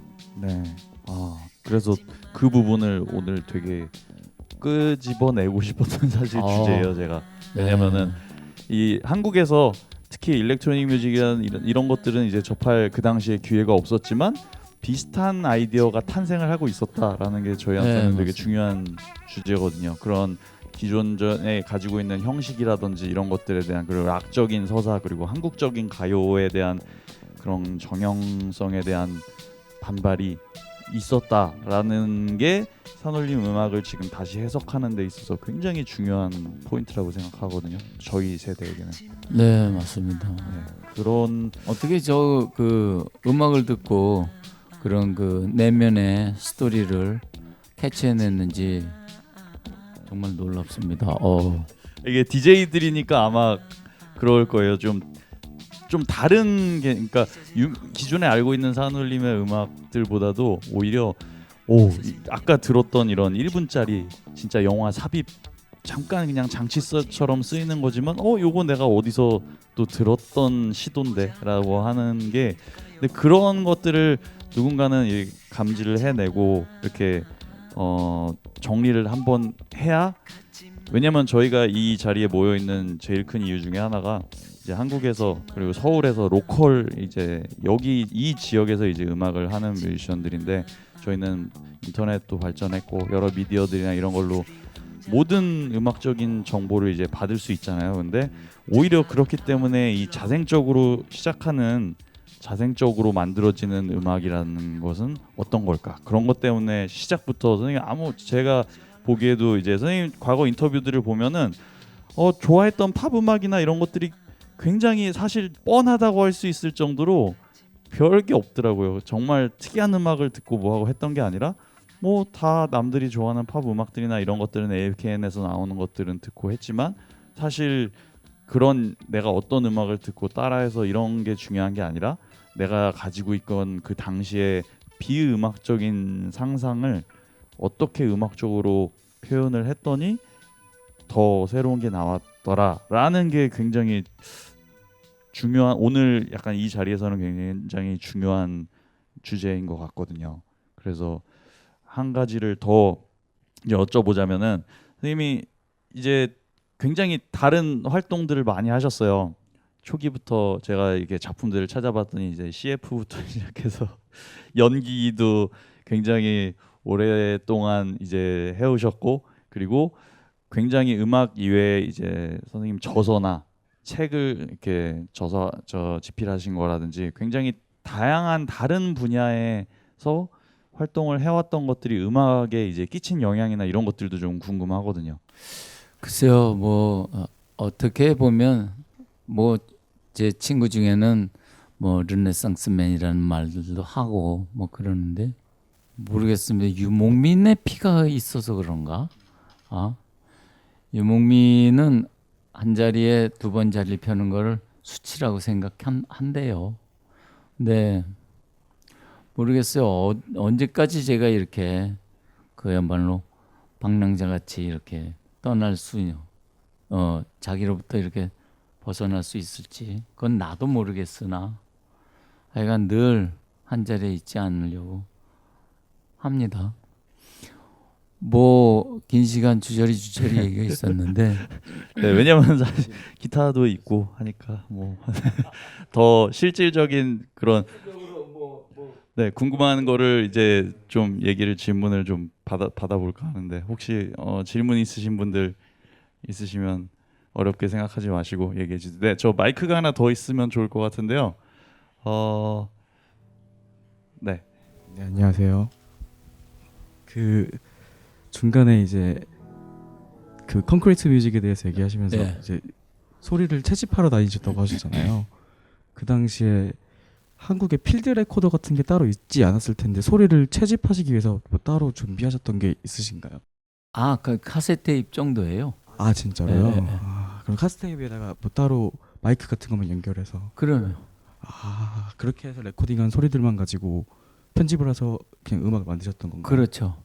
그때 저는 제가 아주 보물같이 여겼던 게 알텍 랜싱급 지금은 아주 명기라고 소문난 8트랙 믹서가 있어요. 까만색 요거보다 조금 큽니다.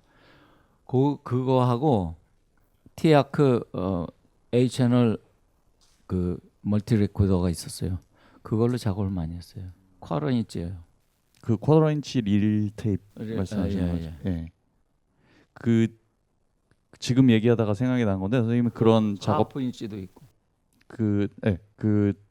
그런 작업물들이 어디에 많이 남아 있나 봤더니 영화나 드라마 작업하신 거에는 그런 걸 실제로 그런 데다 사용하신 것들이 있더라고요. 있을 네, 거예요, 네. 몇 개는. 네, 그런 자료들이 더 좀 어디서 찾아진다면 좋을 것 같은데 개인적으로는 네. 그런 소리들을 사용을 할 때 이 소리들이 어떤 식으로 전달이 되겠구나라는 거를 생각을 하고 보통 사용을 하시는 건가요? 아니면은 그때그때 이 곡에 혹은 이 구성에 어울릴 것 같아서 즉흥적으로 삽입을 하시는 건가요? 그거는 미리 제가 이렇게 옷은 아니고요. 이렇게 드로잉 같이 그려요. 이렇게 나름대로. 그리고 이제 어레인지 한 편곡을 하는 사람들이라면은 그걸 다 할 텐데 저는 그거를 저만의 기호로 이렇게 갖고 미리 설계를 하죠. 물론 아까 이제 비트를 만들어낸다거나 할 때 우연성에 기대는 부분도 있고 아니면 아주 의도된 부분도 있고. 실제로 작업을 할 때 그럼 즉흥적인 부분이랑 아닌 부분의 비율 같은 건 어느 정도 되시나요? 글쎄 우연성에 기댈 수 있는 거는 그렇게 많지 않고요. 제가 그 당시에 테이블을 다 편집을 해서 강아지가 노래하는 거 그건요 강아지 소리 하나 하고 계산을 다 해서 어떻게 몇 분에 몇으로 하면은 피치가 어떻게 떨어지고 그거를 갖다 피치를 계산해서 다 그 음을 다 만든 다음에 그 음가를 테이프 길이로 다시 환산해서 테이프 길이를 다 잘라서 그걸 이어서 아날로그로 음악을 만들었어요. 그러니까 그런 것들은 뭐 의도되지 않고 설계되지 않으면 못하죠. 감사합니다. 이제 만나뵙게 돼서 정말 영광입니다. 감사합니다.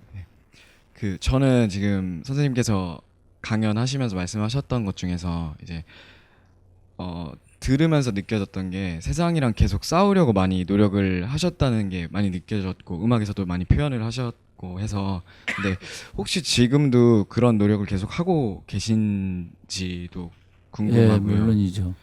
근데 이제 표현은 이제 세상과 싸우는 걸로 표현이 됐는데 사실은 매 순간 저에게 가장 큰 모티베이션은 감동이에요.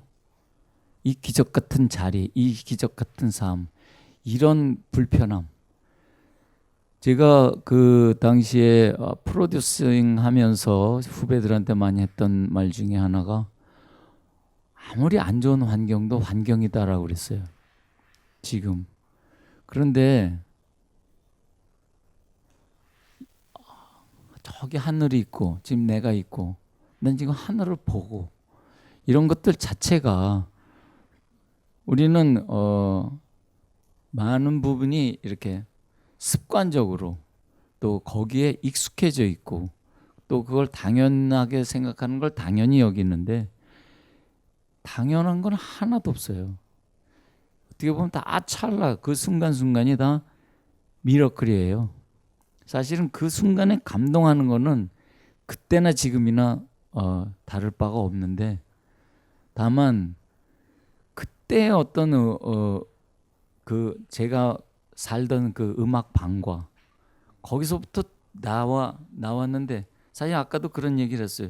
그 음악 세계를 다시 들어가고 싶은데 잊힌 건지 그 방이 상상이 잘 안 돼요 요새. 그래서 아까 내가 그야말로 다시 그 방을 들어가려는데 열쇠가 안 맞는 거예요. 이 열쇠가 맞나? 이 열쇠도 아무것도 안 열리는 거예요. 그래서 최근에는 그 방으로 다시 돌아가겠다. 내가 그 산울림의 락 스피릿이 뭐였나 이거를 갖다가 찾아내기를 포기하고 다시 길을 떠나야 되겠다. 그래서 계속 새로 만들어요. 새 곡을. 그리고 여기가 이제 노트가 한 권 있는데 여기 있는 산울림 노래들은 이제 그 산울림 시절의 노래들을 요새 계속 다시 불러요. 집에서 혼자서. 그럼 뭐 이거는 어떻게 어떤 뉘앙스로 어떤 식으로서 만들었지라고 하는데 열리는 건 없어요. 한참 노래 하다 보면은 제가 라디오 듣는 것 같아요. 이거 어디서 많이 듣던 식으로 내가 만든 사람으로 이렇게 부르는 게 아니라 듣던 식으로 내가 부르고 있구나. 이건 뭐 그러니까 이게 객체가 돼 버렸어요. 저에게도 저의 노래가 대상이 돼 버렸어요. 그러니까 뭐 저도 저한테서도 그건 또 잃어버린 뭐 아틀란티스라고 할까? 그런 것 같아요. 감사합니다. 제가 그 여쭤보고 싶었던 게 있었는데 다 한 번에 대답을 해주신 것 같아서 네, 저 그래요. 잘 해결됐습니다. 감사합니다. 감사합니다. 제가 요새도 만드냐고 그래서 제가 최근에 뭐 아마 보신 분도 계실지 모르겠는데 제가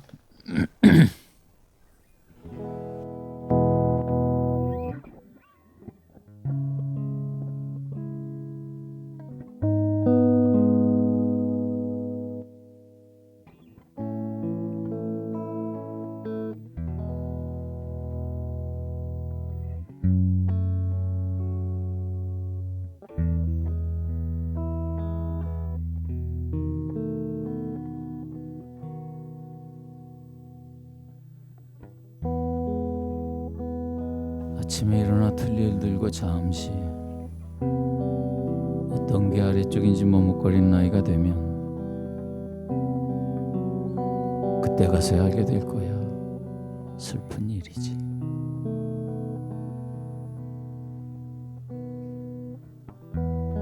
사랑 때문에 흘린 눈물이 얼마나 달콤한지, 그게 얼마나 달콤한지, 얼마나 달콤한지 그걸 알게 될 거야.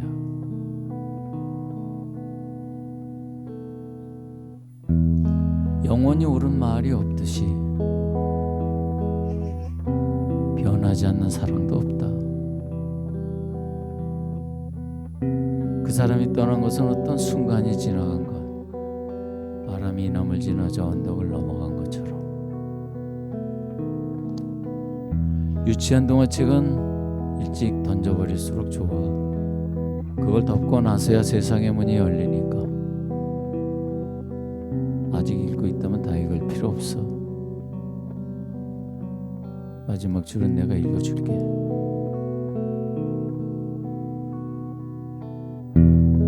왕자와 공주는 그 후로도 오랫동안 행복하게 잘 살았답니다. 그게 다예요. 왜 이야기 시작했는지 모르겠다.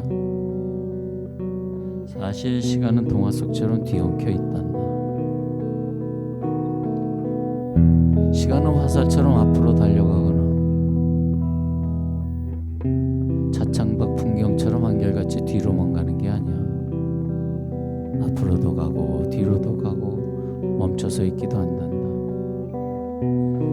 더 늦기 전에 해주고 싶은 말이 있다. 모든 생명은 아름답다. 모든 눈물이 기쁨이고 이별이 다 만남이지. 사랑을 위해서 사랑할 필요는 없어. 그저 용감하게 발걸음을 떼기만 하면 돼. 내가 머뭇거리면 시간도 멈추지. 후회할 때 시간은 거꾸로 가는 거야. 잊지 마라. 시간이 거꾸로 간다 해도, 그렇게 후회해도 사랑했던 순간이 영원한 보석이라는 걸. 시간은 모든 것을 태연하게 하지만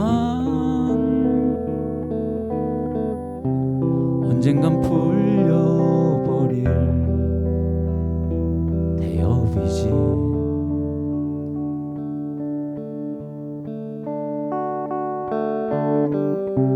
시간은 모든 것을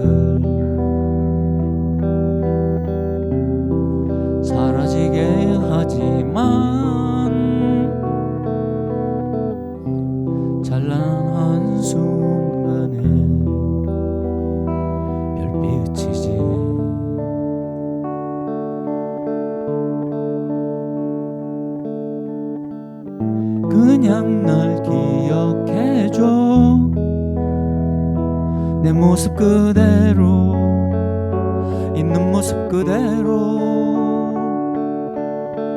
꾸미고 싶지 않아 시간이 맞는 대로 있던 모습 그대로 시간은 모든 것을 태어나게 하지만 언젠간 풀려버릴 대업이지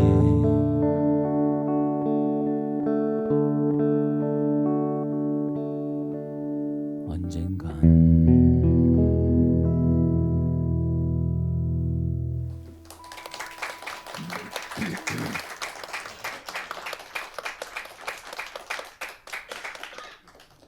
뭐 하다 보면 누구나 이 시간에 대해서 생각하게 마련인데 사실 시간을 생각한다는 것 자체는 그것만으로도 엄청난 착각일지 몰라요. 노래도 그렇지만 우리가 생각한다는 사고한다는 것 그 자체에 접근한다는 것이 얼마나 녹록지 않는 일인가. 그런데 우리는 시간이나 사고나 심지어 자기 스스로에게 늘 다가가고 있다고 생각해요. 근데 자기로부터 얼마나 떨어져 있는가를 이렇게 느끼면은 그 순간 운전해 본 사람들은 알 거예요. 쭉 고속도로 졸면서 달리다가 잠이 깰 때가 있어요. 그것처럼 놀라 자빠질 일입니다. 우리는 스스로에게 이렇게 스스로가 스스로에게 이렇게 밀착돼 있다고 생각하기 쉬운데 의외로 엄청난 괴리감을 갖고 있어요. 어쩌면 시간이라는 것을 이렇게 객관적으로 이야기하고 마치 객관적으로 체험하는 것처럼 아 시간이 흐르고 있구나 이렇게 생각하는 것만큼 어리석은 착각은 없을지도 몰라요. 시간은 우리를 모든 걸 지배하고 있기 때문에 지금 이 말하고 있는 순간 머릿속에서 지금 이 말을 조합해내는 이 순간에도 시간은 우리를 지배하고 있는데 우리는 마치 시간을 객관적으로 이렇게 인식할 수 있는 것처럼 착각하고 있고 그건요 확장하면은 공간도 마찬가지예요. 우리가 공간을 이렇게 체험하고 있다라는 것 자체는 엄청난 시간이 통과하고 있는 것인데 그런 것에 대해서 감각적으로 무딜지 몰라요. 우리의 감각이 허용하지 않는지도 모릅니다. 어쩌면 그 음악을 담아낸다는 것은 음악이 시간 뭐 예술이다 뭐 이런 표현들이 있지만은 그건 다 극히 음악의 일부분이고 모든 것은 아주 편협하고 모든 것은 다 가려져 있어요. 여러분들이 발견해야 되는 것은 과연 무엇인가? 그거예요. 그것 자체예요. 저는 다시 이제 나를 버리고 나로부터 내가 뭐라고 생각하는 내가 뭐라고 생각하는 아름다움 그걸로부터 다 벗어나려고 하거든요. 그런 시도예요. 근데 거기서 오는 게 뜻밖에도 굉장히 기뻐요. 아까 이제 우리 시작은 싸움으로 얘기가 이제 표현이 그렇게 이제 나왔는데 그건 사실 굉장한 투쟁이기도 해요. 엄청난 투쟁이죠. 근데 또 엄청난 기쁨이에요. 그걸 뭐 구분한다는 것은 쉬운 일이 아니고. 제가 상태가 어떤지 조금 이해가 가요? 오케이? 네, 알겠습니다. 네. 뭐 또 혹시 질문 있으신 분? 네. 뭐 아무거나 평범한 거라도 좋습니다. 네. 네네네. 질문이 없는 것도 답이에요. 질문이 많아서 죄송합니다. 하하. 방금 하셨던 노래도 그렇고 뭐 산울림 때 발표하셨던 노래도 그렇고 뭐 음정이 뭐 말처럼 들린다든지 혹은 아예 그냥 말을 하듯이 하신다든지 하는 것들도 많고 한데 음악에 있어서의 말이라는 것이 선생님한테 어떤 뭐 의미나 아니면은 견해를 가지고 계신지가 좀 궁금합니다. 음악에서 말이란 네. 사실 제가 산울림이 워낙 음악적 베이스가 없으니까 산울림이 레퍼런스가 없어서 뭐 요즘에 젊은이들이 그런다고 하는데 레퍼런스라는 게 뭐 음악적인 지식이나 뭐가 있어야 레퍼런스가 되지 완전 무지인데 무슨 레퍼런스가 있겠어요. 그게 안 되는데 그래서 산울림 음악이 음악적인 면이 뭡니까라고 질문하면 저는 진짜 할 수 있는 말이 없어요. 그래서 늘 산울림은 음악적이라기보다는 문학적입니다 라는 표현을 했었어요. 근데 사실은 그래서 이제 산울림의 그 가사를 갖다가 평하는 사람들이 많이 있었어요. 가사가 신선하고 새로운 시도고. 근데 사실은 그럼으로써 어떤 그런 그 비음악적인 요소 그런 것들이 많이 음악화됐다고 봐요. 그렇기 때문에 저희의 입장에서 굳이 뭐 그걸 구분하고 싶지 않고요. 그런 거에서 최근에 좀 잘 담겨져 있는 거는 그런 내용이 E 메이저를 치면이에요. 이건 뭐 상당히 음악적인 것 같기도 하고 어떻게 보면 문학적인 것 같기도 한데 사실은 그도저도 아닌 아주 뭐랄까 아주 자유로운 또 뭔가 규정하지 않으려고 하는 그 의도, 네? 그런 것들을 잘 담았다고 생각해요. 근데 이 담았다고라는 표현도 너무 사실 좀 폭력적이에요. 어쩌면 안 담았다고 하는 것이 더 어울릴 수도 있어요. 틀이 있어야 담는 거니까. 그렇죠. 그러니까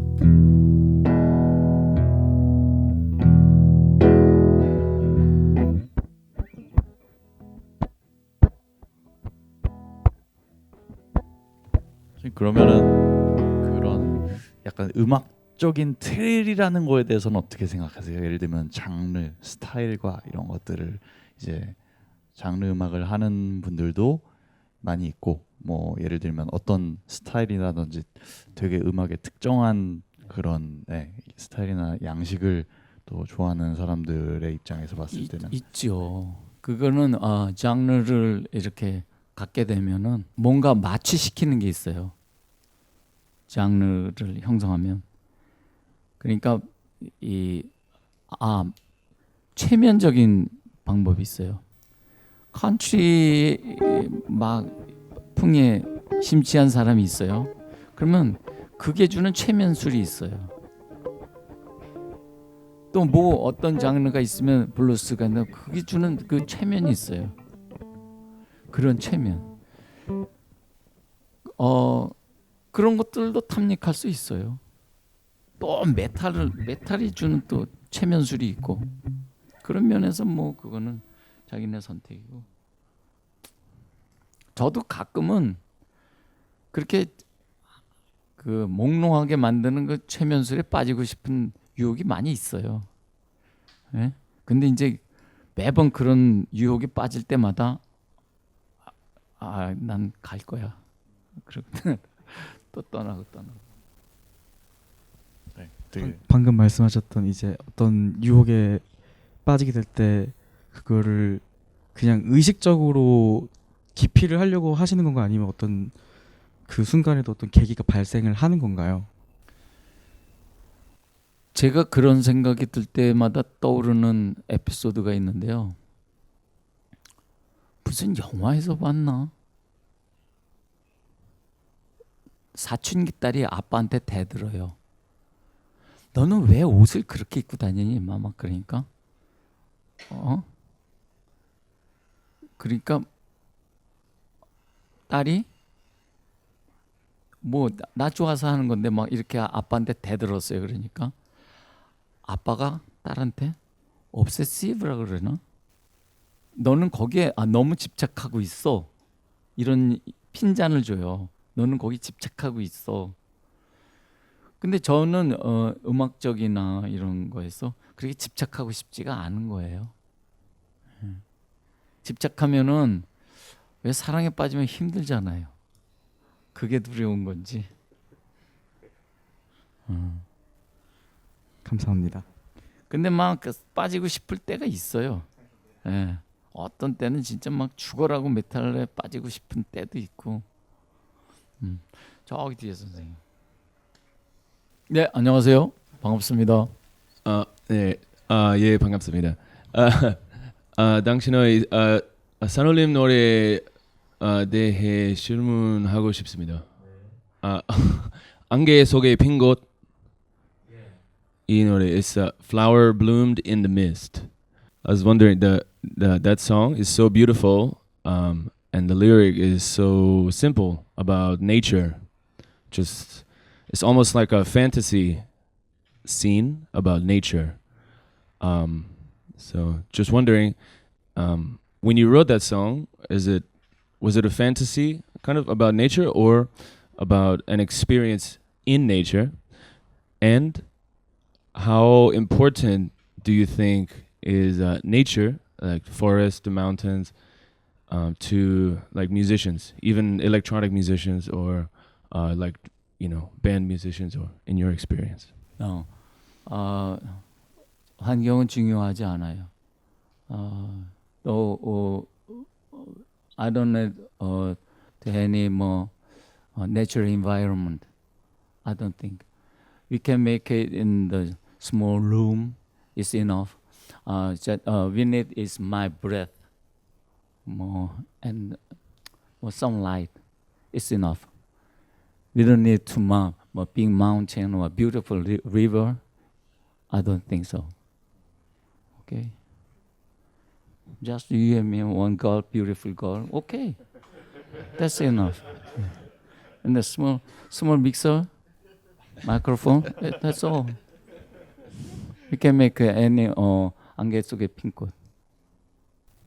So do you mean like, is this lyric almost like symbolic, like not exactly about nature, but about like the feeling of a natural situation in life? No, yeah, symbolic. 그리고 나는 그 여행을 좋아하지 않아요. I don't like to travel. I hate the journey. I don't want to go overseas. Oh, I hate that. How about to 시골, out to about countryside? 시골은 냄새 나고 싫어요. 저는 어디 투어 가잖아요. 진짜 호텔 방에서 안 나가요. 호텔 방 커튼 안 열어요. 무조건 자요. 냉면집은 찾아다니시잖아요. 냉면집은 찾아가요. 네, 아무튼 차도남 김창완 선생님 모시고 또 좋은 질문 감사합니다. 또 질문 있으신? 뭐 가고 싶진 않지만 저는 제일에서도 그 곡을 쓸 것 같아요. 어쩌면 더 좋은 곡이 나올 수도 있어요. 절 보내지 마시고. 네, 영원한 방랑객 김창완 선생님을 모시고 이야기 나눴는데, 선생님 어떻게 생을 찬미하는 노래를 할게요. 생을 찬미하는 노래가 뭐 업비트의 이런 노래가 아니에요. 들어보세요.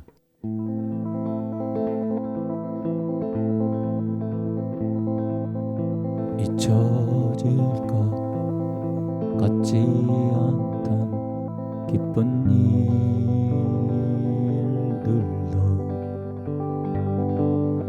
가슴 속에 맺혀있던 슬픈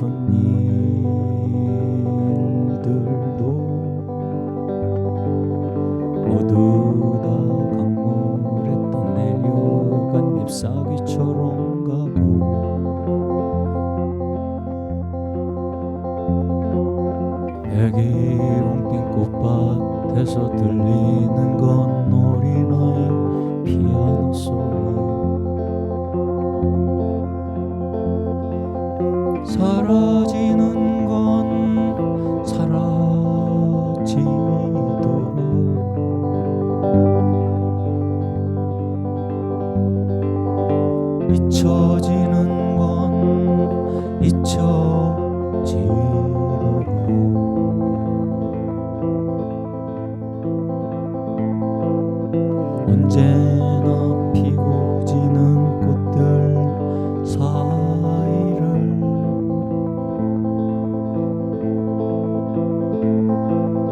걸을 수만 있다면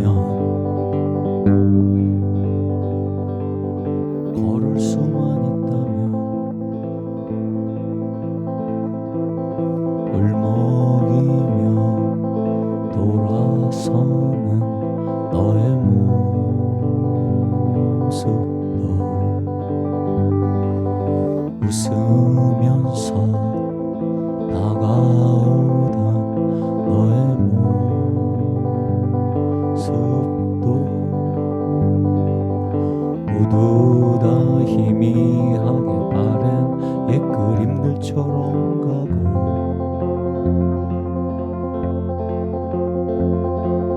백일홍빛 꽃밭에서 보이는 건 꿀을 파는 흰나비 한 쌍 사라지는 건 사라지도록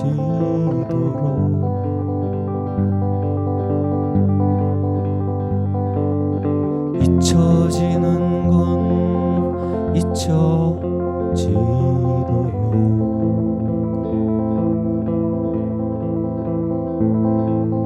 언제나 오고 가는 사람 사이를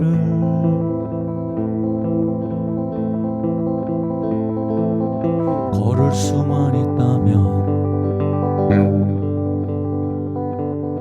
걸을 수만 있다면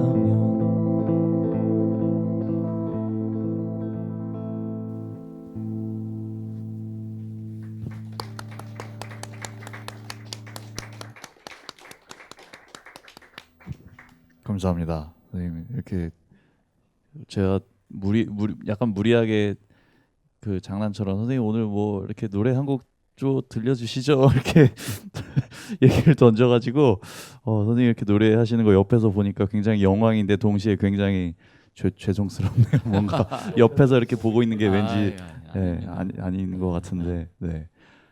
아무튼 네 오늘 이렇게 그러니까 오늘 제가 선생님 되게 모시고 싶었던 것과는 별개로 걱정이 좀 있었어요. 왜냐면은 선생님을 마치 이제 그 박제돼 있는 산울림과 김창완의 모습이 아닌 제가 왜냐면 누구보다도 이제 형님을 잘 아는 사람 중에 한 명이고 선생님 덕후기 때문에 지금도 이런 우리가 지금 20, 30대 프로듀서들이나 음악하는 친구들이 가지고 있는 아이디어들보다 훨씬 확장되고 열린 그런 방향과 그리고 그런 자유로운 정신을 보고 방랑객의 자세를 배울 수 있겠다라는 것 때문에 사실 선생님을 모셨지 그동안의 히트곡이 어떻고 뭐 그 산울림이 역사가 어떻고 이런 얘기를 사실 안 하고 싶었거든요. 근데 너무 그런 그 좀 무리한 질문과 이런 것들도 많긴 했는데 너무 이렇게 좋은 말씀 많이 해주셔서 저는 개인적으로 굉장히 유익한 시간이었고 여러분도 어떻게 재미있는 시간 되셨나요? 네. 네, 감사합니다. 네.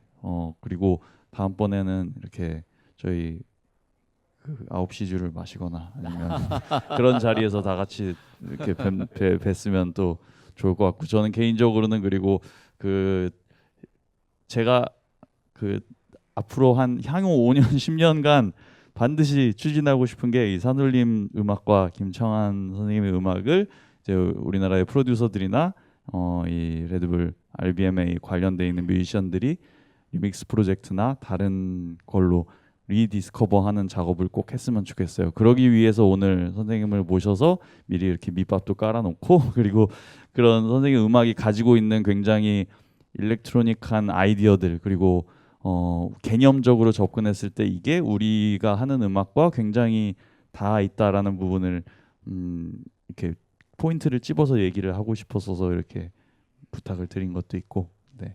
이 시간 너무 감사합니다. 네, 김창완 선생님께 다시 한번 일단은 박수. 감사합니다, 여러분. 제가 15살이었을 무렵 여기서 저기 가회동에 개동 1번지 전 중앙중학교 고등학교를 나왔는데 여기가 개동 1번지예요. 거기서부터 저 시청 앞까지를 제가 걸어갔어요. 하교 시간에 중학교 2학년. 가면서 쭉 나보다 다 어른이죠. 어른들. 대낮이었어요. 그때 이렇게 가면서 어른들한테 다 물었어요. 만나는 어른. 길 가는. 누나 왜 사세요? 아저씨 왜 사세요? 똑같은 질문을 계속. 왜 사세요? 아저씨 왜 사세요? 그랬더니 그 대부분은 뭐 너도 커 보면 알아. 뭐 공부나 해. 그런 질문 대답이에요 다. 그러고 한 20년 정도 지나서 내가 성인이 됐을 때 얼핏 그 생각이 났어요. 30 중반쯤 나는 그럼 뭐라고 대답을 해줘야 되나? 그런 어린이가 나한테 물어온다면 어떻게든 대답을 해주고 싶은데 그랬어요. 근데 나도 똑같이 대답할 것 같더라고요. 응? 쓸데없는 생각하지 마. 공부나 해. 그렇게 된 나 자신을 힐책했어요. 아, 그럼 뭔가 진짜 답은 못 찾겠더라고요. 뭐라고 대답을 해줘야 되나. 그러다가 비상구를 찾았어요. 아이로부터 달아내야 되겠다. 그런 아이가 있으면 도망치자. 도망치는 방법은 사는 건 질문에 답을 구하는 기회가 아니고 그런 질문을 하는 기회란다. 그게 내 비상구였어요. 그리고 아이를 그렇게 물으면 그렇게 대답을 해줘야지. 근데 아직 그렇게 묻는 어린이를 못 만났어요. 근데 그 말은 저에게 유효해요. 제 스스로에게. 너는 왜 사니? 그 말을 계속 질문을 해요. 저한테 스스로. 그리고 그 질문에 제가 답을 해주려고 하는데 그러다 보니 저에게는 수많은 질문들만이 차 있어요. 답은 진짜 하나도 없어요. 예? 그리고 수년 전부터 제 가슴에 품고 있는 거는 초록은 왜 초록인가예요. 초록은 왜 초록인가? 왜 초록이죠? 엽록소가 있어서 초록인가? 초록이 왜 초록이냐니까. 아직 못 찾았어요. 죽을 때까지 못 찾을지도 모르겠어요. 초록이 왜 초록이지? 초록이 왜 초록인가? 최근에는 모든 행위는 결국은 인문학인가? 이런 생각을 해요. 다시. 그 질문도 너무 어려워서 그걸 줄여서 그러면 다 사람들이 왜 이렇게 보이는 거지? 라고 하는 질문으로 다 왜 이렇게 들리는 거지로 그렇게 질문이 모아지고 있는 건가? 최근에는. 아직 모르겠어요. 여러분들도 함께 찾아주세요.